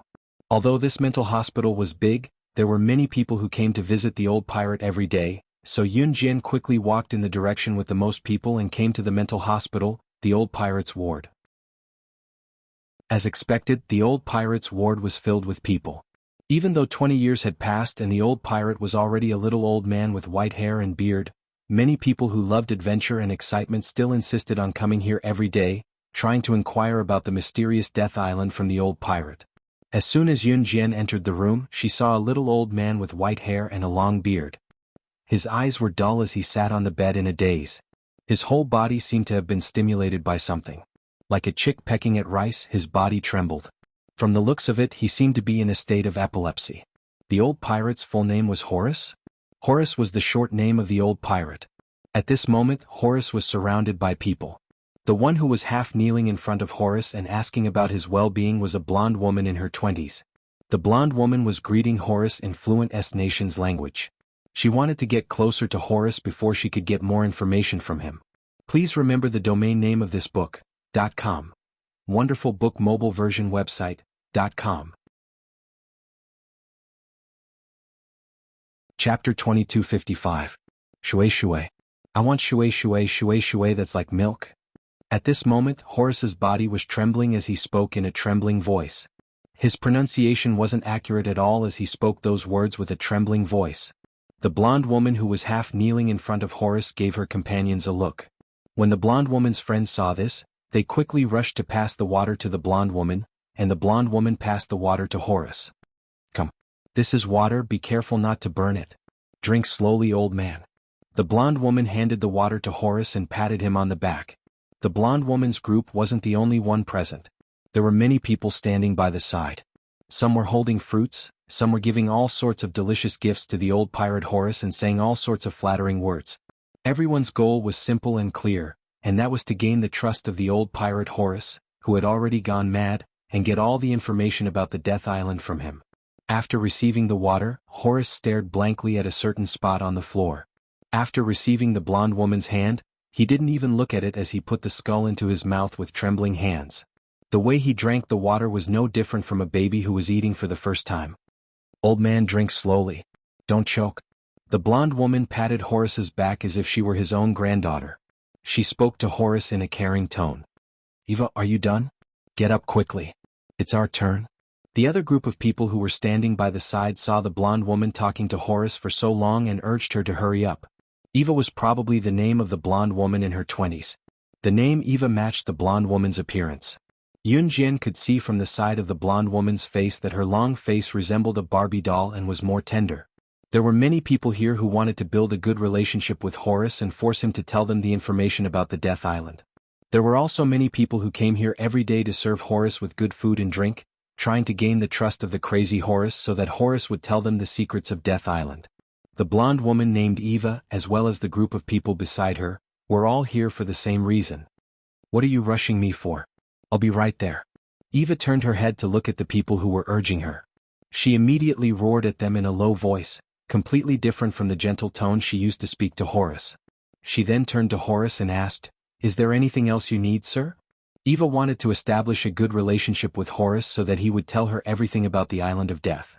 But just as Eva finished speaking to Horace with a smile, she suddenly saw a gorgeous girl from Z Country walk in from the main entrance. She was so beautiful that no one could take their eyes off her. After stepping through the door, she went straight to Horace and looked at him coldly. She said bluntly to him, "What's wrong with you? You've been pretending to be crazy for 20 years. Even the mental hospital thinks that you're crazy. Mr. Horace, you're really something." The person who came was none other than Yun Jian. Once her words rang, everyone around her was stunned. Especially Eva, who had been flattering Horace all this time. Eva's expression froze for a moment. After a moment of shock, she immediately realized what Yun Jian meant. And Yun Jian said this after she had flattered Horace. Was she trying to make all her previous efforts go down the drain? Eva bared her teeth at Yun Jian and said angrily, "Please remember the domain name of this book. Mobile version of reading website." Chapter 2256. Translator, Endless Fantasy Translation Editor. Endless Fantasy Translation, page 1/1. Horace looked at Yun Jian from the corner of his eyes in shock, awe flashing across his eyes. Horace, who had been mentally retarded before, now looked just like a normal person, no matter if it was his face or his expression. Eva, who thought that Yun Jian was spouting nonsense, was taken aback by the abrupt change in her expression. Everyone in the mental hospital's ward, including Eva's team members and the group of people who urged Eva to hurry up, were all stunned on the spot. Mr. Horace, just like what Yun Jian said, he's not really crazy but pretending to be crazy. After all, there were countless international medical experts who claimed to be world-class doctors. After diagnosing Horace, they all concluded that Horace had really gone crazy after returning from the Island of Death. After those international medical experts and world-class doctors had confirmed that Horace was really crazy, no one questioned whether Horace was really crazy or just faking it. Everyone thought that Horace was crazy and tried to trick him, trying to get information about the Death Island from him. Until today, when Yun Jian pointed it out in front of everyone. When he pointed out that even the international medical experts and doctors could not tell that Horace was pretending to be crazy, everyone present was in an uproar. Not only that, even Horace himself was shocked. He had been pretending to be crazy for 20 years. He thought that no one would be able to see through him in this lifetime, but he didn't expect that a young girl who looked like she was just 18 years old would be able to see through him in a single glance. Everyone's eyes widened in shock. They couldn't accept the sudden turn of events. At that moment, Yun Jian smiled coldly. She looked at Horace from the side. Under the gaze of Horace and everyone else, she replied to Horace with simple but arrogant words. "Your eyes are different from those of a real crazy person. I can tell that you're faking it. As for those who claim to be world-class doctors, they're arrogant and pedantic. Naturally, they won't be able to tell that you're pretending to be crazy." After that, Yun Jian went to Horace and sat down on a stool beside his bed. Squinting her eyes, she looked at Horace lazily from the corner of her eyes and spoke at the same time. "So, you should tell us about the Death Island." After Yun Jian finished speaking, even Eva, who was insulting Yun Jian, shut her mouth and listened to Horace's reply. There was no doubt that the group of people present, including Eva, were all adventurous people. The Death Island was a terrifying place. Just hearing about it was enough to frighten anyone, but it was this place that made the adventurous people want to explore it. Therefore, after Yun Jian's question, everyone perked up their ears. Sigh. After Yun Jian's question, Horace sighed heavily. Under everyone's gaze, Horace shook his head and slowly said, "The Death Island is very dangerous." "Death Island? Is extremely dangerous. Back then, I almost died here with my friends. After that, I risked my life to escape from Death Island. I pretended to be crazy just to prevent adventurers from going to Death Island and losing their lives in vain. So, listen to my advice. Don't go to the Death Island. That was why the old pirate Horace pretended to be crazy for more than 20 years. He didn't want those adventurous people to lose their lives in the Death Island. Everyone in the room sighed deeply. Then, just when everyone took a deep breath and was hesitating if they should ask the old pirate Horace about the Death Island, a clear and pleasant female voice spoke again in front of Horace and everyone else. So, you're planning to let your old friends die in vain on the Death Island? You don't want to remember the past and find a chance to avenge them? Translator, Atlas Studios Editor, Atlas Studios. Chapter 2257. Translator, Endless Fantasy Translation Editor. Endless Fantasy Translation, page 1/1. When Yun Jian finished her words, Eva and the others were stunned. What revenge? Could it be that when Mr. Horace and his friends accidentally entered Death Island, Mr. Horace and his friends lost their lives on Death Island? Because of someone? Eva was the first to react. She was stunned for a moment and she was shocked. As soon as she said this, Eva suddenly felt that something was wrong. No, Mr. Horace has been pretending to be a fool for 20 years. He shouldn't have told anyone about what happened on Death Island. How did you know? You're saying that Mr. Horace's friends died on Death Island? Revenge? Don't tell me you know what happened to Mr. Horace and his friends on Death Island?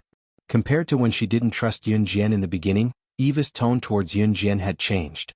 However, since she couldn't explain it, Eva still questioned Yun Jian. Don't tell me Yun Jian knows what happened to Horace and his friends on Death Island? If she's so powerful she can just go to Death Island herself. Why would she ask Horace?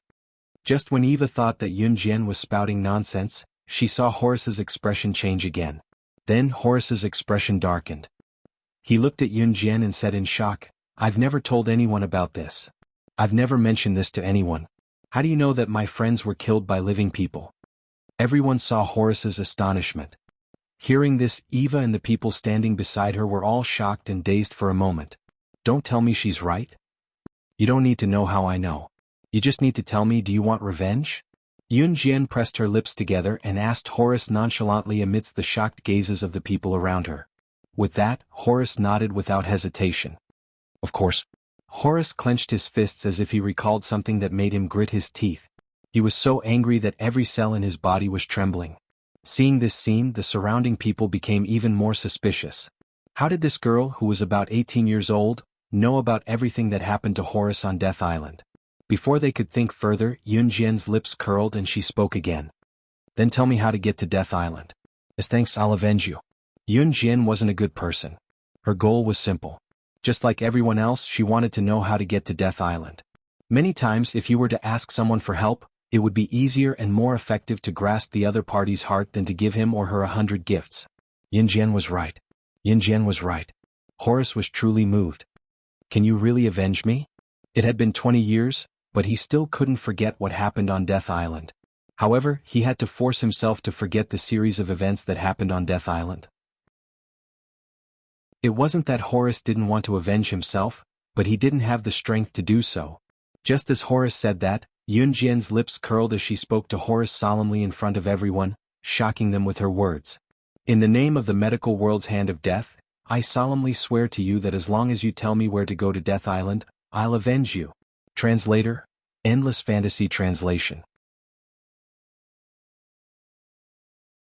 Chapter 2258. Translator, Endless Fantasy Translation Editor. Endless Fantasy Translation Translator. Endless Fantasy Translation Editor. Endless Fantasy Translation. Although Yun Jian wasn't a good person, she had never once made a promise to anyone. You're the hand of death. Just as Yun Jian's words left her mouth, Eva and the group of people beside her were all shocked, as they screamed out in shock. The hand of death, of the medical world. No wonder. No wonder you could tell that I was acting crazy, so you're the hand of death, of the medical world. The legendary hand of the Grim Reaper that can even save the dead and bring them back to life. When Horace heard Yun Jian's words, he was so shocked that his face changed as he looked at Yun Jian with disbelief, his pupils constricted, his back straightened as he was filled with fear. So this little girl who looks like she just came of age, is actually the internationally renowned hand of death. Oh my God, what's wrong with this world? Is this a fantasy? One of the foreign lads in Eva's team, who was in his 20s with chestnut-colored hair, grabbed his head as he looked at Yun Jian in shock as he screamed out in shock. This foreign lad with chestnut-colored hair was in the same team as Eva, and his name was Jia Wei. Jia Wei's looks were considered extremely handsome in the eyes of the foreigners. When Jia Wei heard Yun Jian's words, he was so shocked that his face changed, as though he didn't believe Yun Jian's words at all. After all, Yun Jian was only 18 years old, and her looks were extremely youthful, and she was prettier than any other girl of her age. Such a beautiful girl would only make others think that she was a university student, an ordinary girl full of youthful energy. But who could tell them that she was actually the internationally renowned Hand of Death, the one who could save lives from the hands of the Grim Reaper, the strongest woman in the medical world? Whether it was the medical world or the underworld, there was no one who didn't know of her. And such an existence was actually just a young girl? Even so, no one present did not believe Yun Jian's words. When everyone came to their senses, Horace took the lead and spoke calmly to Yun Jian. I believe you. I'll tell you how to get to Death Island. 20 years ago, Horace was still a wandering pirate sailing the seas with his old friends. Once, when they were at sea, they accidentally picked up a bottle. That bottle was very strange. Not only did it contain a small piece of paper, it also contained a sky blue necklace. That sky blue necklace was very beautiful, so beautiful that it made people forget to breathe. It was also very strange. There was only one simple sentence written on the small note. Holding the necklace in his hand, he boarded the boat and entered Death Island. That necklace is the key to leading us to the Death Island. Although it's very mystical, as long as you can find that necklace and go out to sea, the necklace will lead you to the Death Island. As Horace spoke, he frowned slightly as if he was recalling a terrifying incident. He clutched his head with both hands. You know where the necklace is? This sentence, Yun Jian did not use a question but a statement. Hearing Yun Jian's words, Horace frowned slightly. In the next second, Horace loosened his frown. He smoothed out his wrinkled brows and secretly heaved a sigh of relief. Then he continued to speak. Yes, it's in France's Paris Museum. If you want to go to Death Island, you must obtain it. Speaking until here, Horace pondered for 2 seconds and suggested to everyone. With your abilities, you shouldn't be able to retrieve that sky blue necklace from France's Paris Museum. France's Paris Museum of Natural History is heavily guarded. If an ordinary person wants to steal the necklace, it would be harder than ascending to the heavens. Perhaps you can use your computer to enter the page of an international assassin website and place a bounty on that international assassin website to request the help of an international assassin. Top reading website. M. Chapter 2259. As an ordinary person, Horace put himself in the shoes of Yun Jian, Eva, and Jay. The sky blue necklace was now hidden in the Paris Museum of France as a valuable antique. It was one of the most important antiques in the Paris Museum of France. There were many people who went to the Paris Museum of France every day to look at the collection, but there was only one way to take the sky blue necklace out of the Paris Museum of France, and that was to steal it. Stealing was not a kind thing, but there were times when it had to be done, just like now. The sky blue necklace was the only way the old pirate Horace knew to lead them to the Island of Death. Of course, Horace knew that Yun Jian was the Hand of Death in the medical world, but he didn't think that Yun Jian was that strong. After all, as a doctor, it was her duty to heal the wounded and save the dying.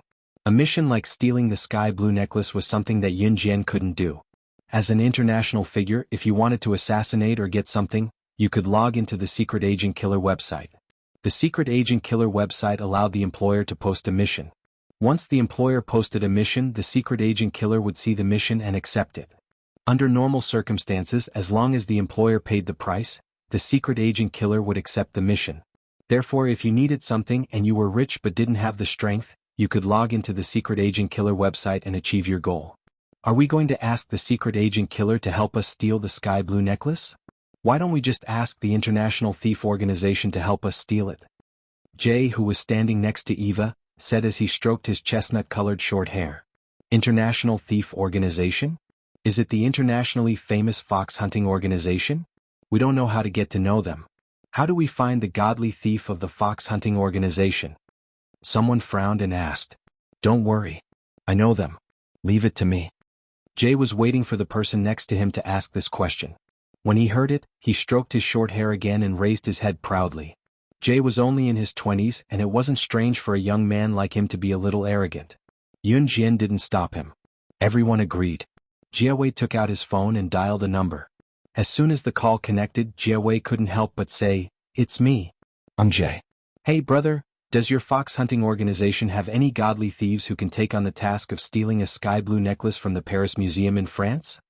After saying that, Jiawei raised his head and looked at everyone. At that moment, the person on the other end of the phone seemed to have said something to Jiawei. Huh. Someone has already hired a thief from the fox hunting organization to steal that necklace. In the next second, Jiawei's expression changed drastically. 10 seconds later, Jay hung up the phone and said to everyone with a dejected expression, "I'm sorry. That sky blue necklace has already been stolen by someone who hired a first-class thief from the fox hunting organization. If we want to get that necklace, we'll have to hire one of the top 10 Secret Service assassins in the world to have a chance of competing for it. But the top 10 Secret Service assassins on the International Secret Service assassin list? How can they be hired so easily? I think this sky blue necklace. Sai, we won't be able to get it." Hearing Jiawei's words, everyone was depressed. The top 10 Secret Service assassins on the International Secret Service assassin list? How could it be so easy to hire them? They originally wanted to hire a high-level Secret Service assassin, but now someone actually hired a first-class thief from the fox hunting organization to steal that necklace. Please remember the domain name of this book. Mobile version of reading website. Chapter 2260. Page 1/1. The Fox Hunting Organization was an international organization of thieves. Compared to the Kosha mercenaries and the Inhun organization, the Fox Hunting Organization only accepted theft missions. Moreover, the Fox Hunting Organization had a success rate of 90%. This was a very amazing success rate. With such a high success rate, it could even be compared to the top 10 International Secret Service assassins. Of course, the Fox Hunting Organization was only good at stealing. As for some protection and assassination missions, the thieves of the Fox Hunting Organization would not accept them. The godly thieves in the Fox Hunting Organization were also divided into different levels. The Fox Hunting Organization divided the godly thieves into 6 levels. Level 1, Level 2, Level 3, Level 4, Level 5, and Level 6. Level 1 Godly Thief was the strongest godly thief in the Fox Hunting Organization. There were only 10 people in the Fox Hunting Organization who could be listed as the strongest godly thief in the organization. At that time, Peter was a Level 1 godly thief in the Fox Hunting Organization. Therefore, a talent like Peter signed a 10-year contract with the Fox Hunting Organization. If Yun Jian did not appear, the Fox Hunting Organization would definitely not agree to let him go. Now that Peter had left the Fox Hunting Organization, the number of Level 1 godly thieves in the Fox Hunting Organization had increased to 9. Although there were only 9 Level 1 godly thieves in the Fox Hunting Organization, each of them was a world-class godly thief. Their standard of stealing was indescribable. It was rumored in the underworld that if the Level 1 godly thief of the Fox Hunting Organization were to take action, only those who hired the top 10 International Secret Service assassins would have a chance to compete with him. Take note, there is only this possibility to fight for it. After all, the Level 1 godly thief of the Fox Hunting Organization specialized in this line of work. His ability to steal was so good that even the top 10 assassins on the International Secret Service assassin list might not be a match for him. Unless slaying God, the number 1 secret agent on the International Secret Agent ranking, was involved. Of course, how could that be possible? Therefore, when Yun Jian said those words, it was easy to imagine how shocked everyone was. A mere Level 1 godly thief from the Fox Hunting Organization? The Level 1 godly thief of the Fox Hunting Organization. Only those in the top 10 on the International Secret Service assassin list could match up to him. Although you're the hand of death, you're just a doctor. Don't tell me you have the strength to fight against the Level 1 godly thief of the Fox Hunting Organization? The one who spoke was Jiawei. Jiawei was proud to know the godly thief of the Fox Hunting Organization. Now that he heard Yun Jian's words, he felt a little displeased. Even if she was the hand of death, no matter how powerful she was, wasn't she still just a scalpel? Could it be that he was strong enough to fight against the Fox Hunting Organization and the godly thief? Jiawei is right. You may be the hand of death, but you don't have the ability to fight against a Level 1 godly thief from the Fox Hunting Organization. If we can't get one of the top 10 international assassins to help us, we can forget about getting this sky blue necklace. If we robbed the sky blue necklace from the Paris Museum of Country F by ourselves, we might not even be able to enter the Paris Museum of Country F. That's right, Zhang Lixing said. After hearing Jay's words, Eva also stood up and said something. As they spoke, Eva expressed her disapproval of Yun Jian as well. The old pirate Horace shook his head. He knew that this plan would not work. When Horace was about to persuade Yun Jian to give up on going to Death Island, he suddenly saw Yun Jian lift up the corner of her long shirt. Without even looking, she coldly took out an M1911 pistol from her waist. Her other hand took out a few bullets and skillfully loaded them in front of everyone. In just 3 seconds, Yun Jian had completed the series of actions with ease before she pointed the gun at Jie Wei. As everyone looked at her in shock, she spoke with a smirk, "You're right, Jie Wei. A doctor can also kill. Since I have my eyes on this necklace, no one in this world can get it before me unless that person is a dead person." Translator, Henyi Translations Editor, Henyi Translations. Chapter 2261. Lin Wei had wanted to give Yi Ling more time to accept everything, but it seemed like there was no need for that now. It was late at night. Yi Ling's moans only stopped when dawn came. This was a world that only belonged to the two of them. With you and me there was no room for a third person. Near the temple fair, Yun Jian brought Xiao Yunju, Duan Yi and Duan Yi to buy a lot of their favorite snacks, much to the delight of Xiao Yunju and his friends. "Jieji is the best," Xiao Yunju exclaimed as he munched on a sugar-coated hawthorn. 10 seconds later, however, when Yi bought a big bag of lollipops for Xiao Yunju, Duan Yi and Duan Yi, Xiao Yunju corrected himself. "Sigij is the best. Sigij is the best in the world." Yun Jian was rendered speechless. Suddenly, Duan Li pointed at a group of children who were about the same age as Xiao Yunju and Duan Li and told Xiao Yunju, "Xiao Zhu, look, those are our classmates." "It's them?" Xiao Yunju's eyes lit up at Duan Li's words. In the next second, he went to Yun Jian with a bag of lollipops and pushed Yun Jian gently into Siyi's arms. "Sigij, we're taking the lollipops. We're going to play with our classmates. Jieji will give them to you." As he spoke, Yunju dragged Duan Li and Duan Yao away. Yun Jian, on the other hand, blushed when Xiao Yunju pulled her into Siyi's arms. Siyi's lips curled up at that. He held Yun Jian's hand smoothly and pulled Yun Jian's back against his chest, placing her hand somewhere indescribable. Then he bent down and pressed his head against her hair, taking a whiff of its fragrance, and said suddenly, "Xiao Jian, you smell so good." Yun Jian's cheeks became slightly moist when she heard that. The fireworks show has begun. Those who came to see the fireworks, hurry to the bridgehead in front to see the fireworks. You can see the fireworks from the bridgehead in front. The big boss spent 200,000 yuan to donate the fireworks event, and it only lasted for half an hour. Everyone hurry up. This is a rare opportunity. Someone walked out and called out to the crowd. For a moment, everyone rushed to the bridgehead that the man had mentioned. Xiao Yunju was only a little over 10 years old, but Xiao Yunju and the other two were already very independent. Moreover, Xiao Yunju and the other two had their hands stuffed in their pockets. If there was anything, they would call Yun Jian, so Yun Jian was not worried about them. Once Yi heard that the fireworks were going off, he grabbed Yun Jian's hand and walked toward the bridgehead that the man had mentioned. When they came to the bridgehead, there were people standing around it. It was 6 o'clock. Creak bong, bong, bong. At this time, the sound of fireworks was heard, and it lasted for half an hour. Yun Jian squinted at the fireworks in the sky, her thoughts drifting far away. In her previous life, she had never dreamed that she would be able to return to a normal life one day. The ultimate outcome of underground assassins and secret agents was death without exception. The only difference was whether they died earlier or later. She was also prepared to die. What she did not expect was that she was reborn because of the sandalwood box.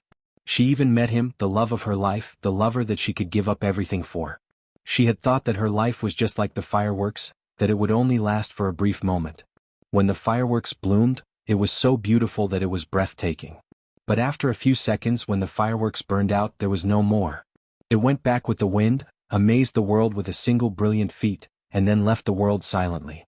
Just like her previous life, she could not see the future.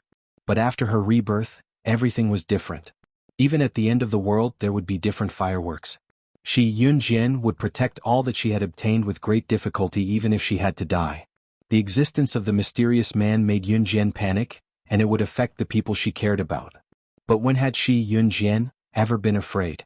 What was more, she had obtained all of this with great difficulty. How could she not dare to move forward because of a mysterious man? Yun Jian would kill whoever stood in her way, no matter if it was a god or a demon. When the fireworks show ended, everyone was almost gone. The bridge, which had been bustling with noise and excitement, was now deserted. Under the bridge where no one could see, Yi put his slender arm behind Yun Jian's head as a pillow. His handsome lips tightly grasped the little mouth that made him want to touch her all the time. Yunjian also put her arms around Si Yi's neck and responded to his kiss. Just when the two were kissing and forgot about each other, an auntie who was sweeping the floor near the bridge suddenly saw the duo under the bridge. She looked like she had seen something terrifying as she sprung up in shock and pointed at the duo, shouting for help around her. "You're right. You're right. You're right. Oh my God, they are acting like hooligans in broad daylight. Come on, there is a wretched man who is going to rape the little girl."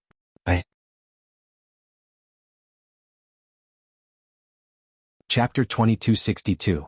Translator, Endless Fantasy Translation Editor. Endless Fantasy Translation, page 1/1. When Yunjian walked out of Horace's ward, Jiawei was unwilling to give up. Coupled with Eva and his teammates' urging, he tried to contact another level 1 godly thief from the fox hunting organization that he would not contact unless it was absolutely necessary. That level 1 godly thief owed Jiawei's father a favor. That was why Jiawei contacted that level 1 godly thief to ask him to return the favor. Logically speaking, since the other level 1 godly thief from the fox hunting organization had accepted the task of stealing the sky blue necklace, the other level 1 godly thieves from the fox hunting organization were not supposed to steal from their own members. However, the level 1 godly thief that Jiawei contacted happened to owe Jiawei's father a huge favor. Since Jiawei begged him, that level 1 godly thief could not refuse him. That was why he agreed to Jiawei's request even if he had to steal from another member of the fox hunting organization. However, to Yunjian, it was equivalent to fighting with two other level 1 godly thieves from the fox hunting organization for the sky blue necklace. The reason why Jiawei was so smug was because he had invited another level 1 godly thief from the fox hunting organization. Furthermore, that level 1 godly thief owed his father a favor. With that, he had the highest chance of getting the sky blue necklace. That was why Jiawei came to Yunjian to show off in front of her. He wanted to take revenge for the time when Yunjian pointed her gun at his head. Jiawei thought that since Yunjian had reacted quickly to his actions in Horace's ward, she would definitely retaliate. However, Yunjian only gave him a look of disdain. She then gestured to the godly thief and the others and walked towards the entrance of the mental asylum. The moment they stepped out of the mental asylum, one of the godly thief's companions, who was around 23 or 24 years old, commented on Jiawei's actions. "He's just like a child who never grows up." As she spoke, the woman, who was around 23 or 24 years old, shook her head. "Nice to meet you, young lady. It's time for me to introduce myself. I'm Calvin from Germany. I'm 32 years old this year. These are my companions." The godly thief extended his hand towards Yunjian. Yunjian. She did not extend her hand and simply stated her name in English. The godly thief did not think that Yunjian's godly thief translation.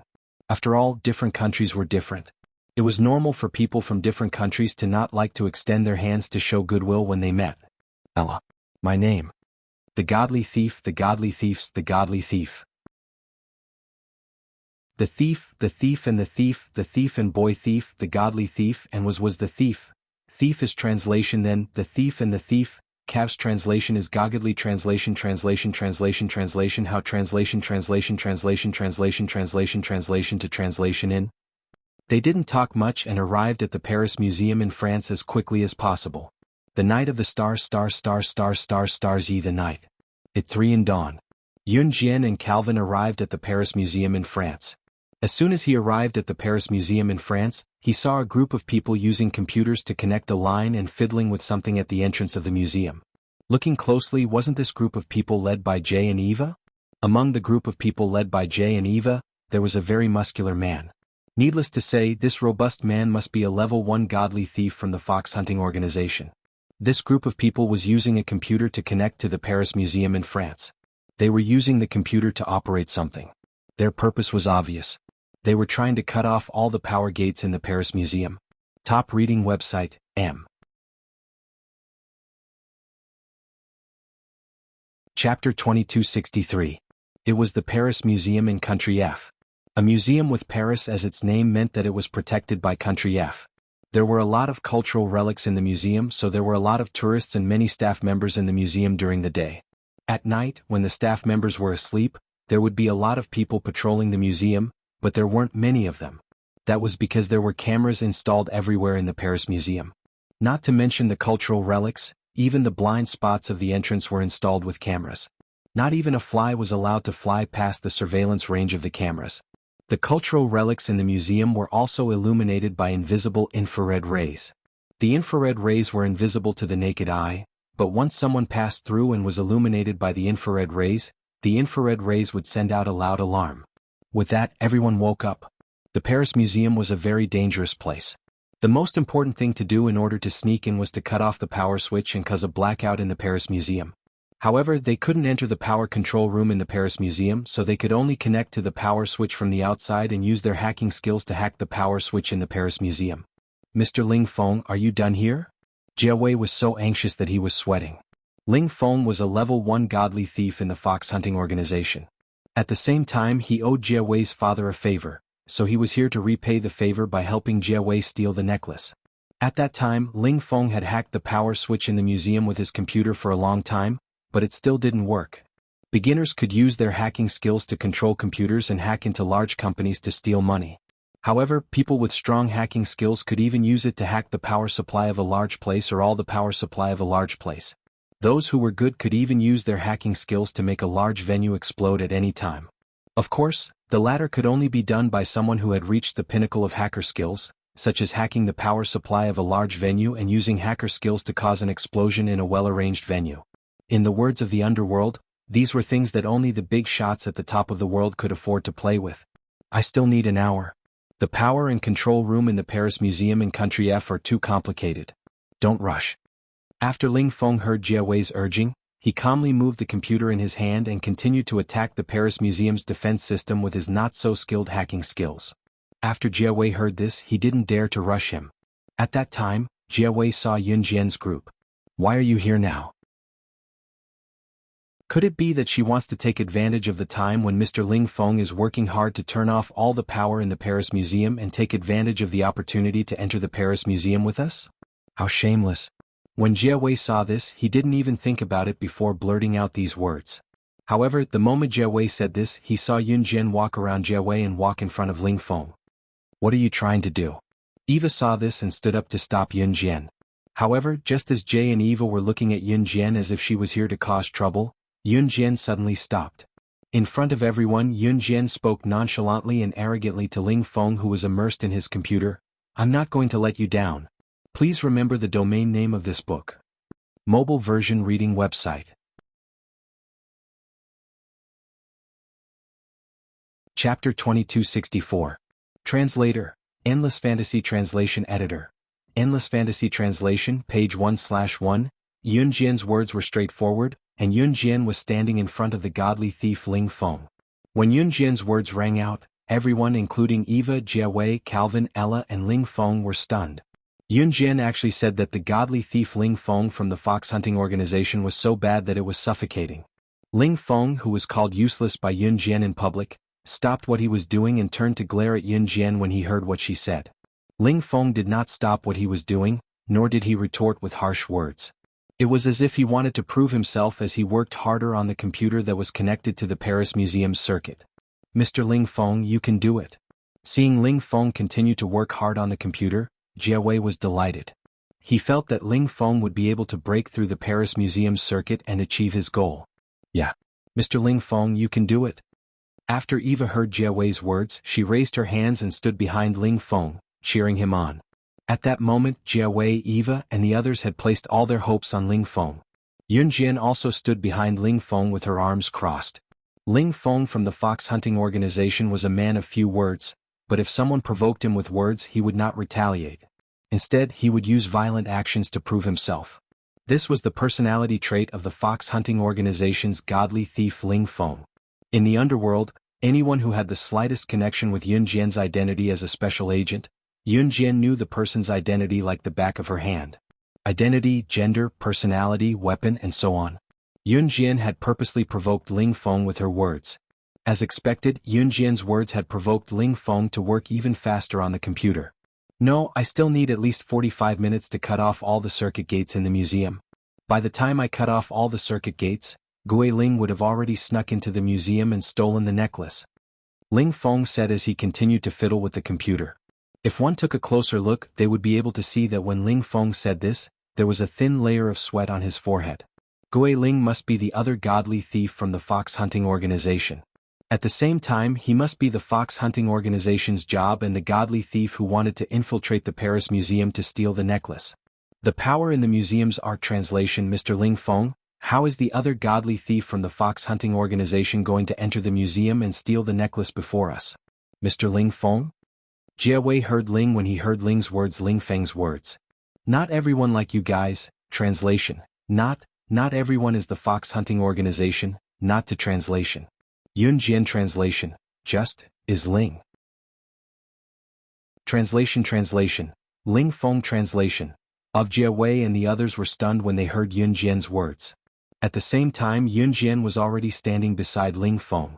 She looked at Ling Feng's computer skills and didn't stop him. Instead, she pursed her red lips and spoke. The words that came out of her mouth caused Ling Feng's pupils to shrink. Jie Wei, Eva, Calvin, Ella, and the others' eyes darkened. They were shocked that she had such a thorough understanding of the personalities and strengths of the fox hunting organization's level 1 godly thieves. The fox hunting organization's level 1 godly thief, Gui Ling, is good at hiding and moving like a ghost. His only flaw is that he is not strong enough to fight a strong opponent head-on. So, no matter how many cameras are installed inside and outside the museum, he can easily avoid them.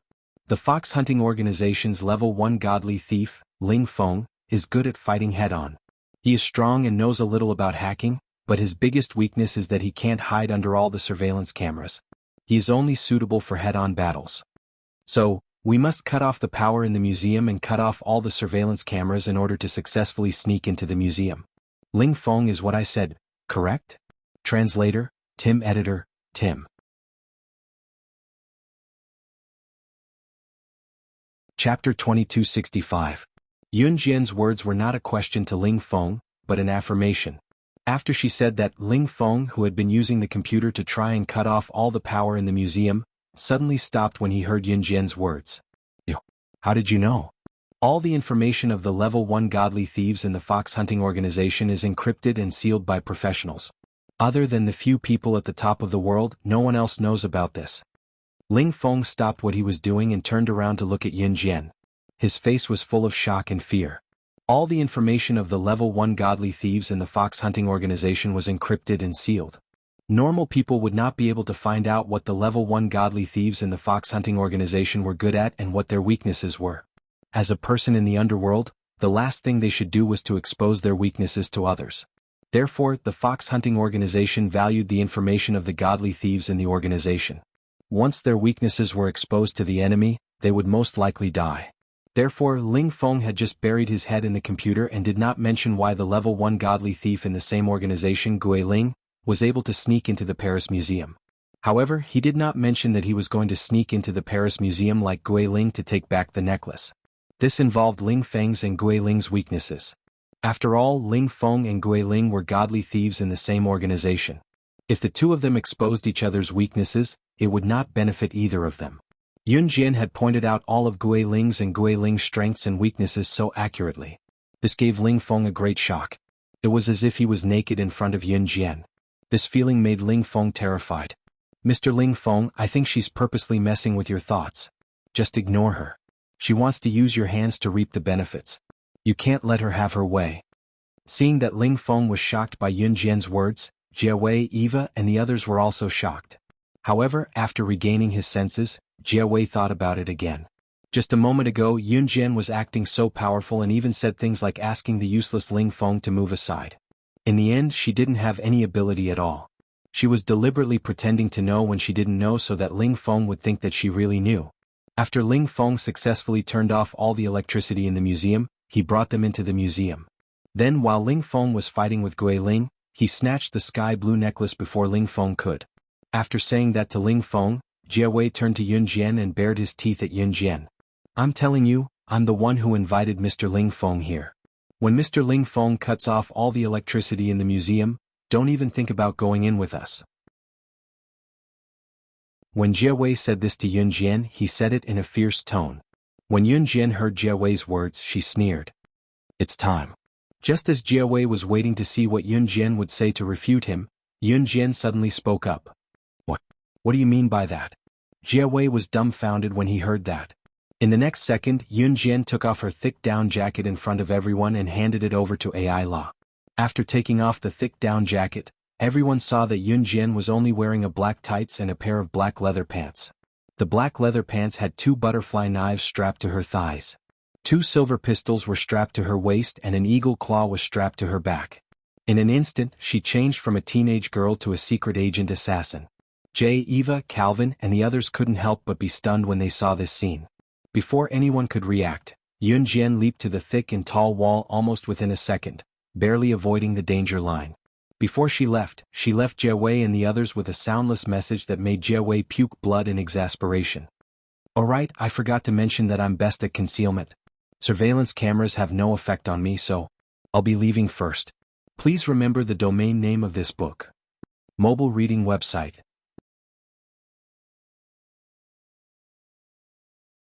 Chapter 2266. Looking at Yun Jian's appearance, she was obviously fully equipped. And she actually said that she was also an expert in concealment. This meant that Yun Jian didn't even need Ling Feng to cut off the museum's power to enter. Yun Jian's words made Jie Wei so angry that he almost spat out a mouthful of blood. One must know that Jie Wei had been bragging about how Ling Feng could cut off all the power in the museum. But Yun Jian actually had the ability to avoid all the surveillance cameras in the museum. This meant that Yun Jian didn't even need Ling Feng to cut off the museum's power. And at that time, Yun Jian flashed into the museum after saying those words and disappeared in front of everyone's eyes. Her speed was so fast that even Jie Wei, who had always been unhappy with Yun Jian, was astonished. Who is that little girl? She can actually avoid all the surveillance cameras like Gui Ling. Just as Yun Jian disappeared in front of everyone's eyes, Ling Feng said in a shocking tone. She is. Eva was just about to say that Yun Jian was the hand of death in the medical world. But before she could finish, Jie Wei elbowed her harshly. Jay glared fiercely at Eva, then spoke in a somewhat displeased tone. She's just an ordinary university student. Who could she be? Jie Wei said in a very unhappy tone. Obviously, Jie Wei was very dissatisfied with Yun Jian's identity as the Hand of Death. The legendary Hand of Death in China was actually someone like Yun Jian. This made Jie Wei unwilling to accept it and didn't want to believe it.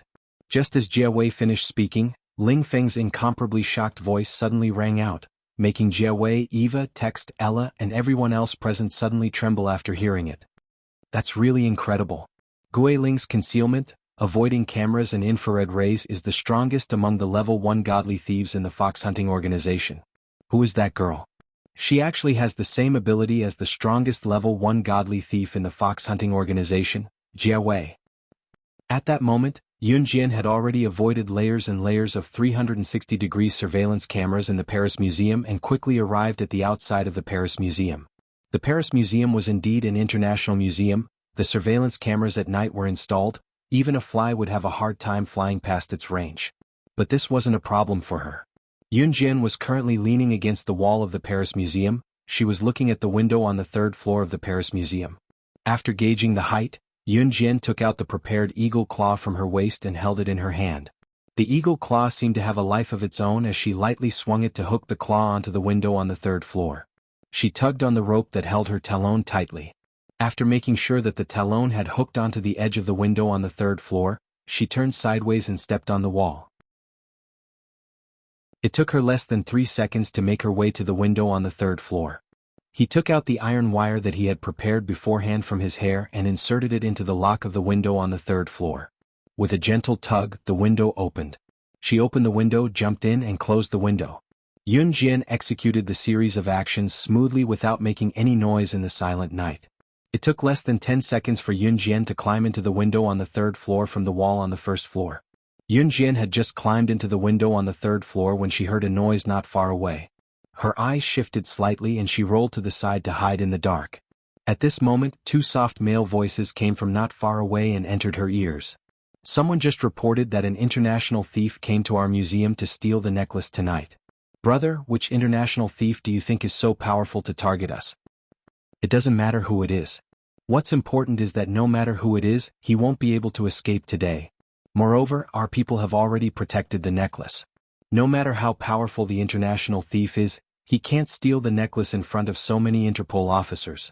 He's not slaying God, the number 1 international secret agent. Please remember the domain name of this book. Mobile version of reading website.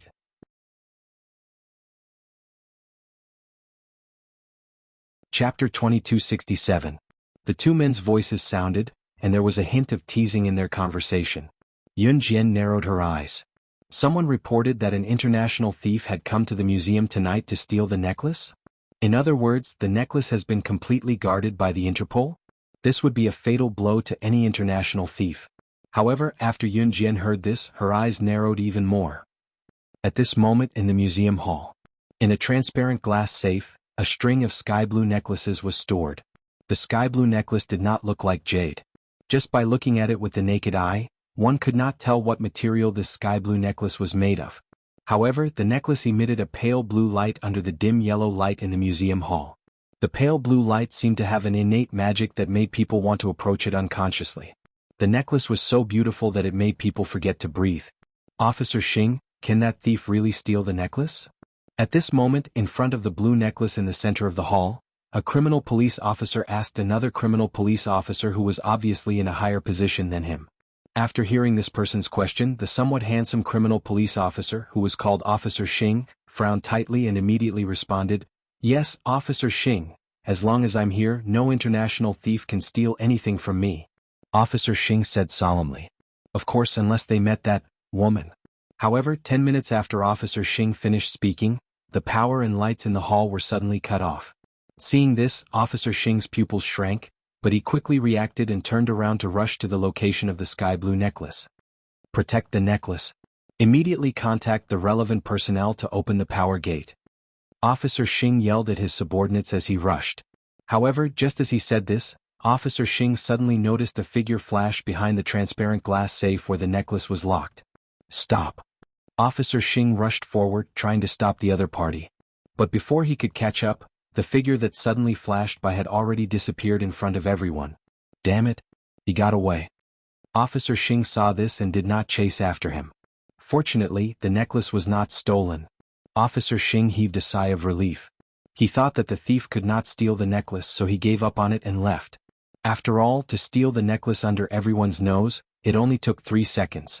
In this world no one could do this. And he knew a person who could do this. However, that person, that woman, should not be here to steal the necklace tonight. Just as Officer Xing was thinking this, he suddenly heard his subordinates behind him shout in a terrified voice, "Xing, Officer Xing, that necklace has been stolen." Yun Jian left the Paris Museum with light steps.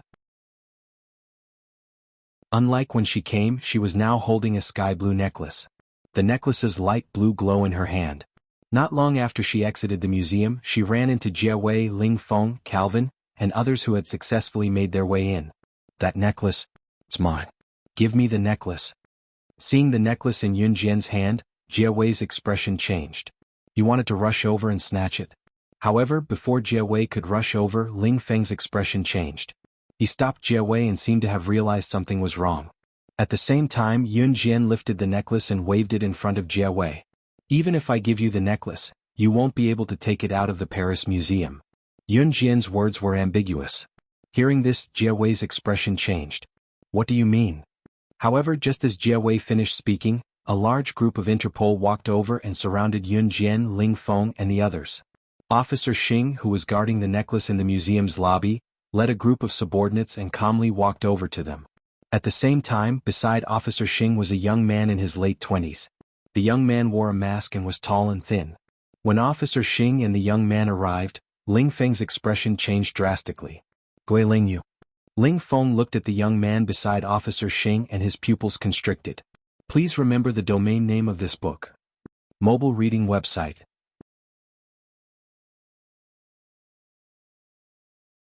Chapter 2268. Good evening, Ling Feng. But soon you won't be able to get better.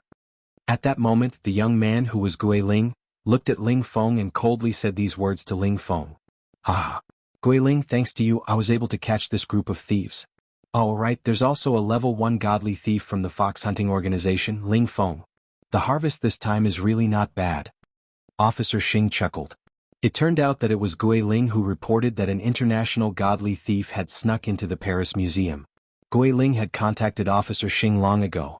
In order to cooperate, Officer Xing would lend the sky blue necklace to Gui Ling and Gui Ling would help Officer Xing catch the international godly thief Ling Feng. Gui Ling's employer only needed to borrow the necklace and return it after achieving his goal. Gui Ling saw Ling Feng, who was from the same organization as him, as a thorn in his side. He couldn't wait to tear Ling Feng into pieces. So this time he borrowed Officer Xing's hand and planned to catch Ling Feng in one fell swoop. While he was at it, he would also arrest the thieves, who came with Ling Feng. Okay, the game is over. Who has the necklace? Hand over the necklace obediently. It's time to end this boring game. When Officer Xing saw the sudden change in the expressions of the people around him, he looked around with satisfaction and then spoke. Jiawei, Eva, and the others who knew they had fallen into a trap were scared to death. What's going on? Jiawei's face suddenly became extremely pale. He was so scared that his face turned green.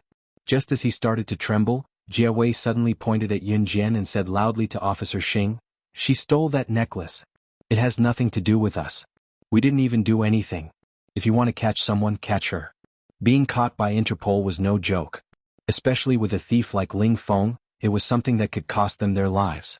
Officer Xing glanced at Yun Jian and said rudely to Jiawei, "Of course I'll catch her, but you guys, are you sure you dare to catch me?" Just as Officer Xing finished speaking, a melodious female voice sounded in front of everyone. Interrupting Officer Xing hearing this familiar voice, Officer Xing suddenly froze. When the surrounding people heard this, their hearts skipped a beat and they turned their heads sideways. Yun Jian, who hadn't said a word since the beginning, said coldly. Yun Jian's words attracted everyone's attention. Officer Xing glanced at Yun Jian. Although he felt that Yun Jian's words sounded a little familiar, he didn't think too much about it. With Gui Ling as his backer and the strength of his subordinates, Officer Xing spoke boldly. "Who are you? Why wouldn't I dare to capture you?" Sir, this woman likes to bluff the most. She clearly doesn't know anything, but she wants people to think that she knows everything. Go ahead and arrest her." Arrest her. Seeing this, Jiawei rolled his eyes again and pointed at Yun Jian as he spoke to Officer Xing. However, just as Jiawei spoke, Yun Jian turned sideways and faced Officer Xing with her delicate face. Her red lips curved slightly and then she said something that shocked everyone present. "So after not seeing each other for a few years, Officer Xing forgot the lesson from back then, forgot how your 156 elites died tragically, and forgot that you personally kneeled and handed the sandalwood box to me. Are you planning to go against me again? Please remember the domain name of this book. Mobile reading website.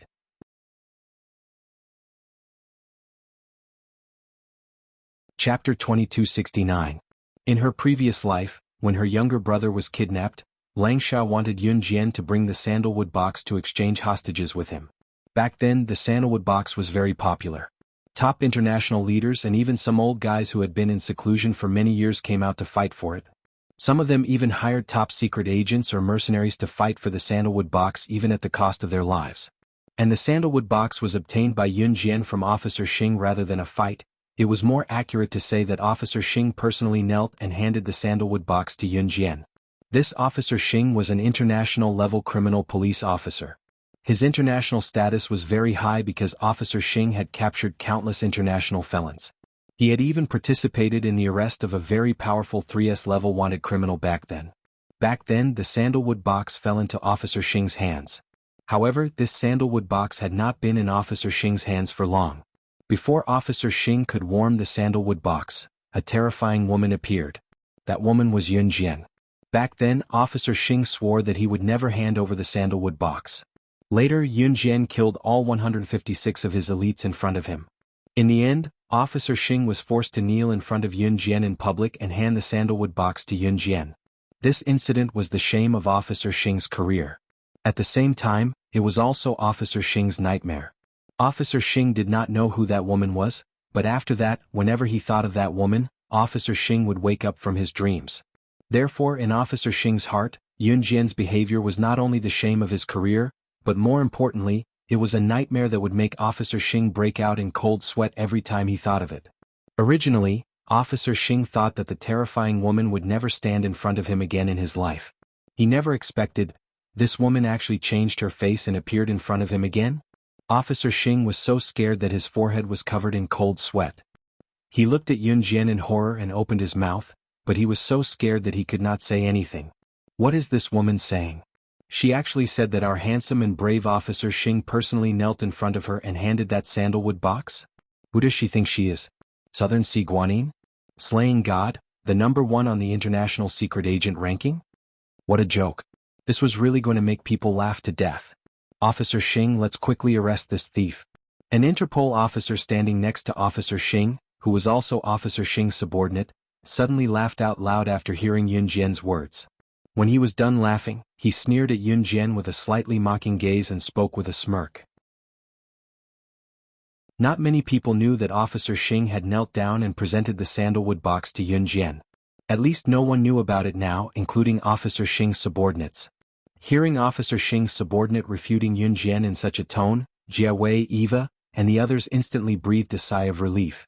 Especially Jia Wei. He rolled his eyes at Yun Jian. At first, he thought that Yun Jian would come up with some tricks to let him get away. In the end, even Officer Xing's subordinates didn't know her. Yun Jian was obviously putting on a show. After rolling his eyes at Yun Jian lazily, Jia Wei began to worry about his own situation.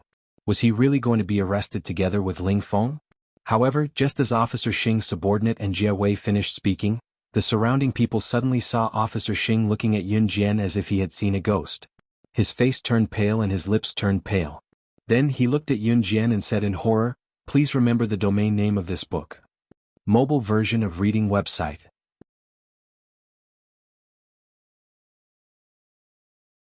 Chapter 2270. Officer Xing's lips trembled, and his rosy cheeks turned pale and weak. He looked as if he had seen a ghost. Officer Xing was a very calm and collected Interpol officer. For him to be able to sit in his position today, his strength and ability must be indispensable. And it was such an international police officer that after seeing Yun Jian, Officer Xing's expression changed abruptly. His lips and teeth trembled as if he had seen something extremely terrifying. "Chief Xing, you're..." The subordinate who rejected Yun Jian's request just now stared at Chief Xing blankly after his initial shock. "She's right. She's the terrifying woman who forced me to kneel and beg for mercy." Before Jia Wei could react, Officer Xing let out a huge sigh of relief and admitted it in front of everyone. After saying that, Officer Xing took a deep breath and turned to look at Gui Ling. He suddenly said apologetically, "Looks like our cooperation has to end. I can't afford to offend this woman. That necklace, if you have the ability, you can fight for it yourself." After saying that, Officer Xing looked at Yun Jian seriously and waved his hand. He waved to his Interpol officers and turned to leave. He didn't even arrest Ling Feng, Jia Wei, Eva, and the others. It seemed that Officer Xing would rather report the crime of losing the necklace to his superiors than continue the confrontation with Yun Jian. After a while, Officer Xing, who had been eyeing Ling Feng and Yun Jian covetously, led a group of Interpol officers and left faster than anyone else. Jane, Eva, Calvin, Ella, Calvin, and the others were all shocked when they saw this. Seeing this, Yun Jian didn't plan to stay. She hooked the sky blue necklace on her wrist and swung it. She turned around briskly and signaled Calvin and Ella to leave with her. Seeing this, Calvin and Ella weren't stupid. They planned to quickly follow Yun Jian and leave before Ling Feng, Jia Wei, Eva, and the others could react. However, just as Calvin and Ella were planning to follow Yun Jian and leave, a voice came and stopped Yun Jian from leaving. "Stop." Under everyone's gaze, Gui Ling, who didn't have the help of Officer Xing and the others, narrowed his eyes. He reached out a bony hand and smoothed the mask on his face. He then called out to Yun Jian in a strange voice. Hearing Gui Ling's words, even Calvin and Ella's heart trembled violently. Not to mention Jia Wei, Eva, and the others. Their faces changed as if they had seen something horrifying. At this moment, Gui Ling's voice once again sounded out. Within his words, there was a trace of coldness that caused one's heart to tremble. "Leave the necklace and you can leave. Otherwise..." Before Gui Ling could finish his sentence, Ling Feng looked at Gui Ling and spoke after Gui Ling finished his sentence. "Gui Ling, how dare you trick me? With me here today, don't even think about taking the necklace away." There were 3 groups of people who wanted to fight for the necklace. Yun Jian, Calvin, and Ella were in the group. Ling Feng, Jia Wei, and Eva were in the group. After Officer Xing left, Gui Ling was in the group by himself. The 3 groups were eyeing the necklace covetously. However, just as Gui Ling and Ling Feng were determined to get the necklace, Yun Jian's disdainful voice suddenly came. Her words made Gui Ling, Ling Feng, and the others tremble from the depths of their souls. Please remember the domain name of this book. Mobile version of reading website.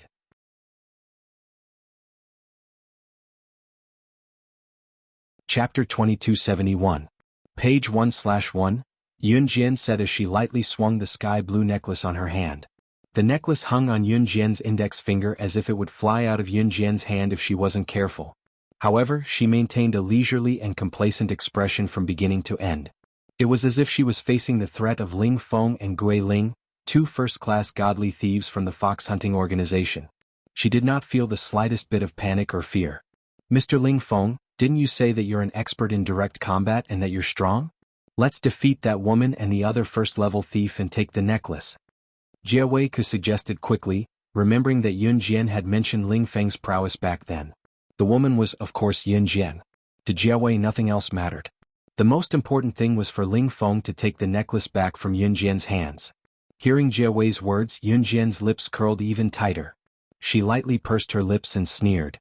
The fox hunting organization's #1 thief, Ling Feng, is indeed an expert in direct combat.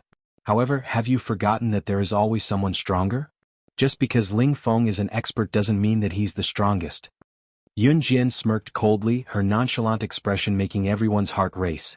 At that moment, Jia Wei, Eva, Calvin and everyone else were trying to figure out the meaning of Yun Jian's words. Yun Jian stretched out her hands and took out a pair of transparent leather gloves in front of everyone. Then, in front of everyone present, she put the pair of transparent leather gloves on her fair and slender hands. Her movements were slow and leisurely, but there was an indescribable sense of beauty. It was as if Yun Jian, who was slowly fiddling with the gloves, was just a harmless 18-year-old girl. While everyone was captivated by Yun Jian's action of slowly slipping the glove on her fair and slender hand, Yun Jian stared at her slender hand and curled her lips to provoke Ling Feng and Gui Ling in front of everyone. "I don't have time to interfere with your grudges. The necklace is in my hands now. You want it? Then let's fight for it. I don't have time to play around with you. If you want the necklace, come at me together." Yun Jian's words, coming from an 18-year-old girl, had an indescribable sense of arrogance. Hearing this, everyone present was stunned. Especially Gui Ling and Ling Feng. When Gui Ling heard Yun Jian's words, because he was wearing a mask, no one could see his expression. At that moment, everyone could tell from Gui Ling's body trembling after hearing Yun Jian's words that Gui Ling was stunned. Stunned for a moment, Gui Ling suddenly chuckled and spoke up after Yun Jian was done. "You're right. Since I've decided to get rid of Ling Feng today, do you think I came here alone?" After saying this, Gui Ling suddenly clapped his hands. At that moment, 7 figures suddenly flashed in the dark. In the blink of an eye, these 7 figures appeared in front of everyone. At that moment, there were both men and women among the 7 figures. Most of them were wearing masks and looked exactly like Gui Ling. Seeing the 7 people, Ling Feng was stunned. "You guys! Don't tell me." After the 7 people appeared, one of the more muscular men laughed coldly at Ling Feng. "Ha! Ling Feng, you didn't expect this, did you? It's not just Gui Ling. There are 9 level 1 godly thieves in the fox hunting organization. Other than you, the other 8 level 1 godly thieves in the fox hunting organization all want you dead."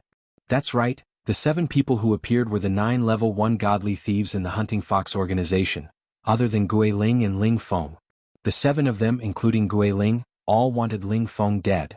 After the man who saw the situation spoke, he glanced at Yun Jian from the corner of his eyes and said, "At the same time, I'll take care of you, little troublemaker. Ah, how dare you be so arrogant in front of us? Don't you want to live in this world?" Translator, Atlas Studios. Editor, Atlas Studios.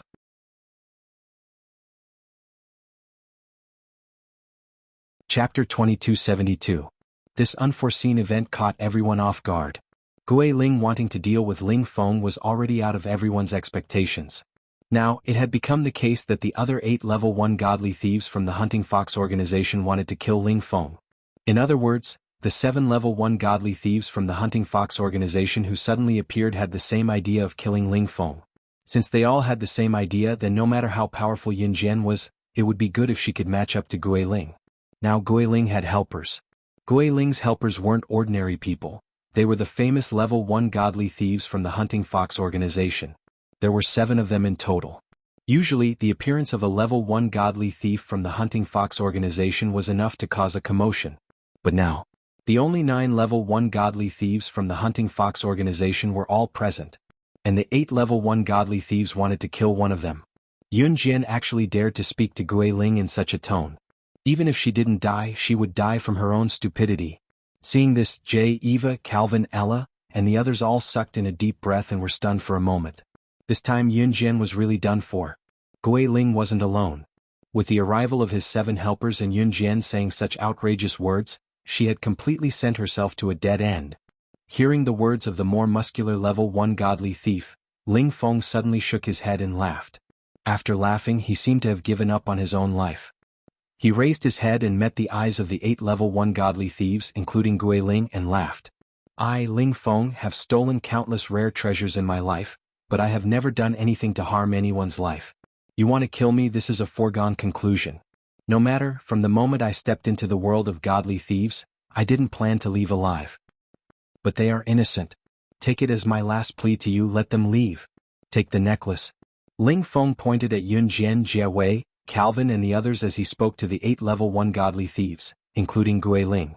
After hearing Ling Feng's words, Gui Ling laughed loudly. Gui Ling already knew that Ling Feng's death was a foregone conclusion. He laughed loudly and refuted Ling Feng's words. Why are you still pretending to be a good person when you're about to die? This little girl dared to talk to me like that, I'm going to humiliate her to death. Only then can I resolve the hatred in my heart. After these words were spoken, the hearts of the surrounding people trembled violently. Jiawei and the others were so scared that they didn't dare to utter a single word. It had evolved into this situation. This was a confrontation between a group of international bigwigs. None of them dared to utter a single word. Did they not want to live anymore? When Gui Ling saw this scene, he once again let out a strange laughter that sounded like silver bells. After laughing, he looked at Yunjian and said to Ling Feng, "Since you care so much about her, I'll shoot her in front of you." As he spoke, Gui Ling reached out to take out a pistol from his waist. But just as he reached for the box at his waist, he felt nothing. Gun. Where was his gun? Just as Gui Ling was thinking about this, a girl's voice suddenly sounded. Is this what you're looking for? After speaking, Yunjian suddenly stretched out her hand from behind her back. But what was different from before was that Yunjian's outstretched hand was holding a large number of weapons. All kinds of guns and knives. When Gui Ling, the 7 level 1 godly thieves, and the other level 7 godly thieves saw these guns and knives, they all turned pale with fright. Aren't those our weapons? Why are they with you? Those weapons, how did they all end up in this little girl's hands? Gui Ling was so scared that his expression suddenly changed. Who exactly was she? Please remember the domain name of this book. Mobile reading website.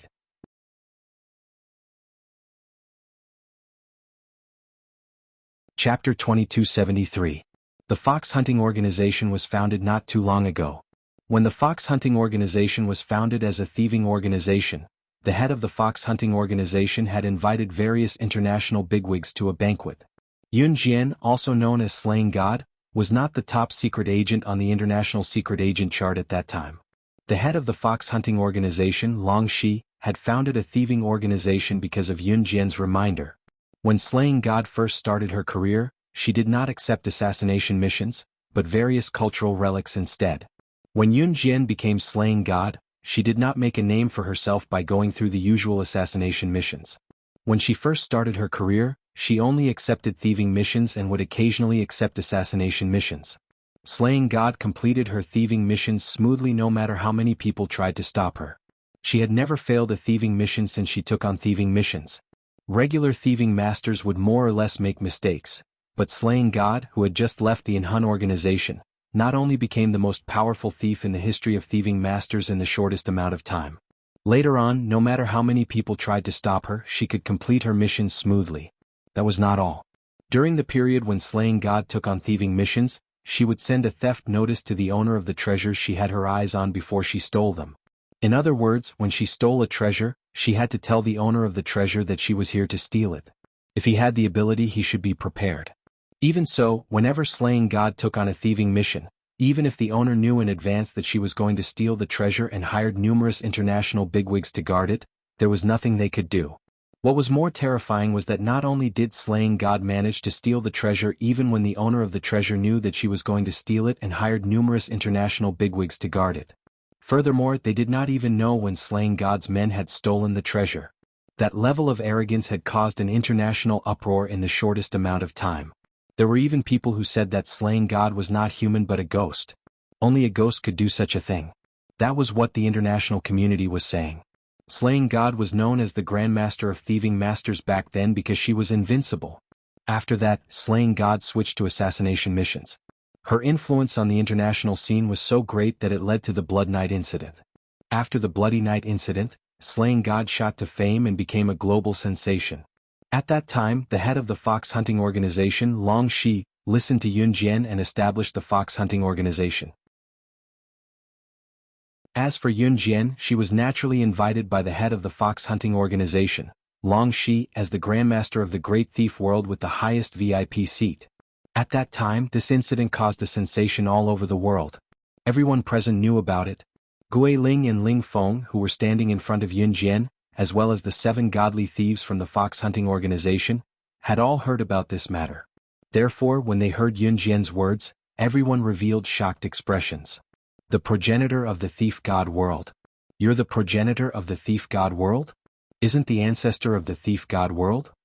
When the fox hunting organization was founded, the founder of the master thief world, Long Shi, had been hired as a VIP by the fox hunting organization's boss, was none other than Slaying God, the top secret agent on the international secret agent ranking. Gui Ling stared at Yun Jian with his eyes wide open in fear as he spoke in a daze. The progenitor of the thief god world was none other than Slaying God, the top secret agent on the international secret agent ranking back then. This was something that everyone in the circle was familiar with. At that time, after Gui Ling listened to Yun Jian's words, coupled with the fact that Yun Jian was able to steal the hidden weapons from him and the 7 international level 1 godly thieves from the fox hunting organization without anyone noticing, Gui Ling's body trembled violently. He was so stunned that he could not utter a word for a long time. When Gui Ling mentioned the 2 words, Slaying God, his voice was so soft that Eva, Jiawei, Calvin, Ella, and the rest could not hear him at all. Therefore, when Jiawei and the rest heard Gui Ling's words, their eyes froze and they were momentarily stunned. At that moment it was not just Gui Ling. Even Ling Feng and the other 7 level 1 godly thieves from the fox hunting organization had a change of expression. However, Jiawei could not see the expressions of the masked Gui Ling and the other 7 level 1 godly thieves from the fox hunting organization. He was already unhappy with Yun Jian, so he refuted her verbally. She can't possibly be the ancestor of the godly thieves world. The ancestor of the godly thieves world was someone from so many years ago. How old was she back then? She even claimed to be the ancestor of the godly thieves world. She must be joking. Is she showing off her acting skills now? Jiawei looked at Yun Jian with contempt and said mercilessly. Just as Jiawei finished his sentence, he suddenly saw Gui Ling, Ling Feng, and the other 7 level 1 godly thieves looking at a corner. When they saw a mature male figure walking over from that corner, all of them lowered their heads and said in unison to the mature male who had just appeared. Boss. It was the leader of the fox hunting organization, Long Shi. He had appeared.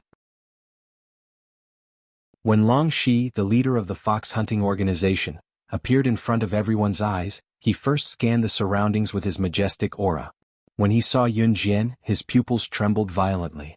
Right in front of Jiawei, Eva and everyone else, Long Shi strode to Yun Jian and spoke to her in an extremely respectful tone. I'm sorry, but I'm sorry. You're here too. Please remember the domain name of this book. Mobile reading website.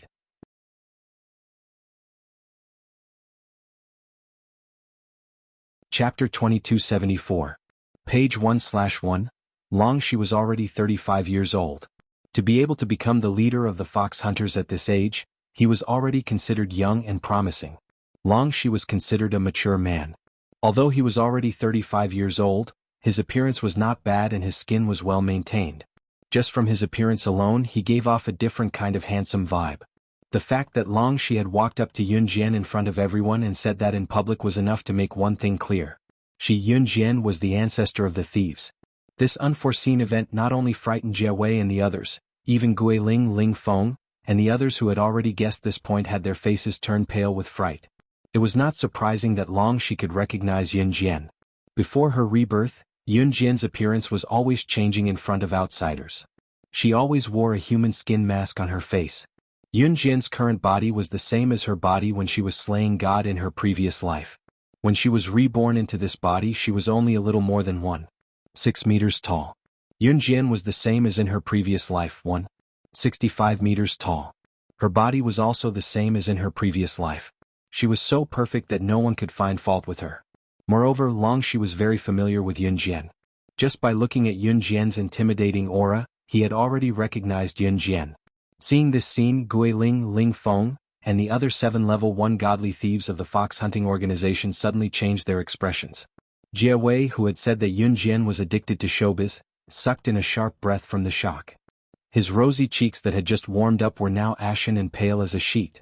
Eva, who was also unhappy with Yun Jian like Jia Wei, also took a deep breath.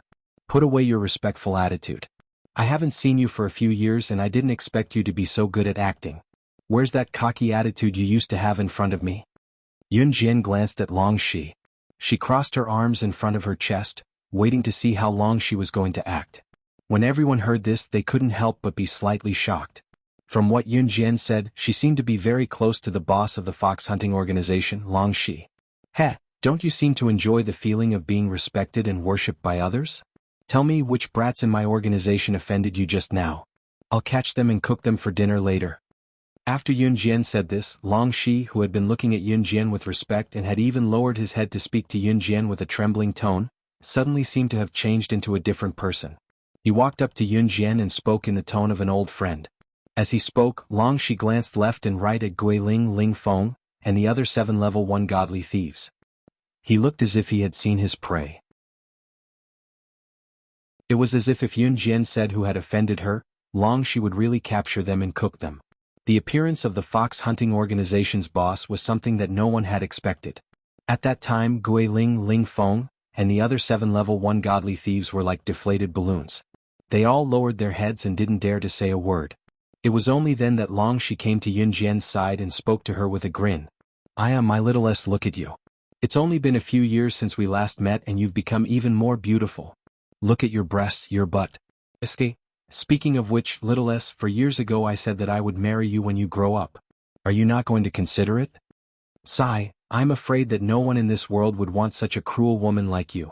So, do you want to consider obediently coming into my warm embrace? Although I'm a little older, I know how to dote on women. I didn't marry for so many years because I wanted to wait for you to grow up. Come, little S, give me a hug."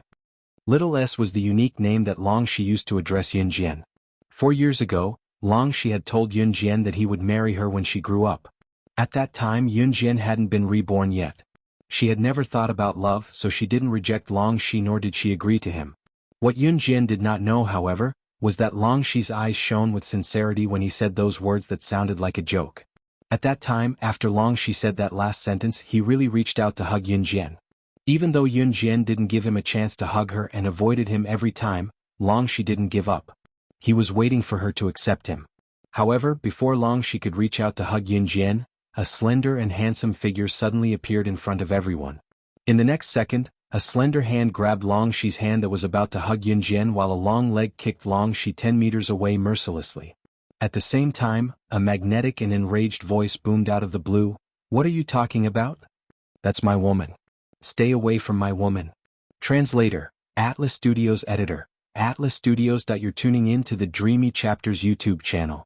We're so grateful for your support and don't forget to subscribe to join us on this incredible journey through captivating stories. Your generosity through donations truly makes a world of difference, as it's the primary source of revenue that allows me to expand and enhance this channel for you. Thank you from the bottom of my heart for being a part of this adventure.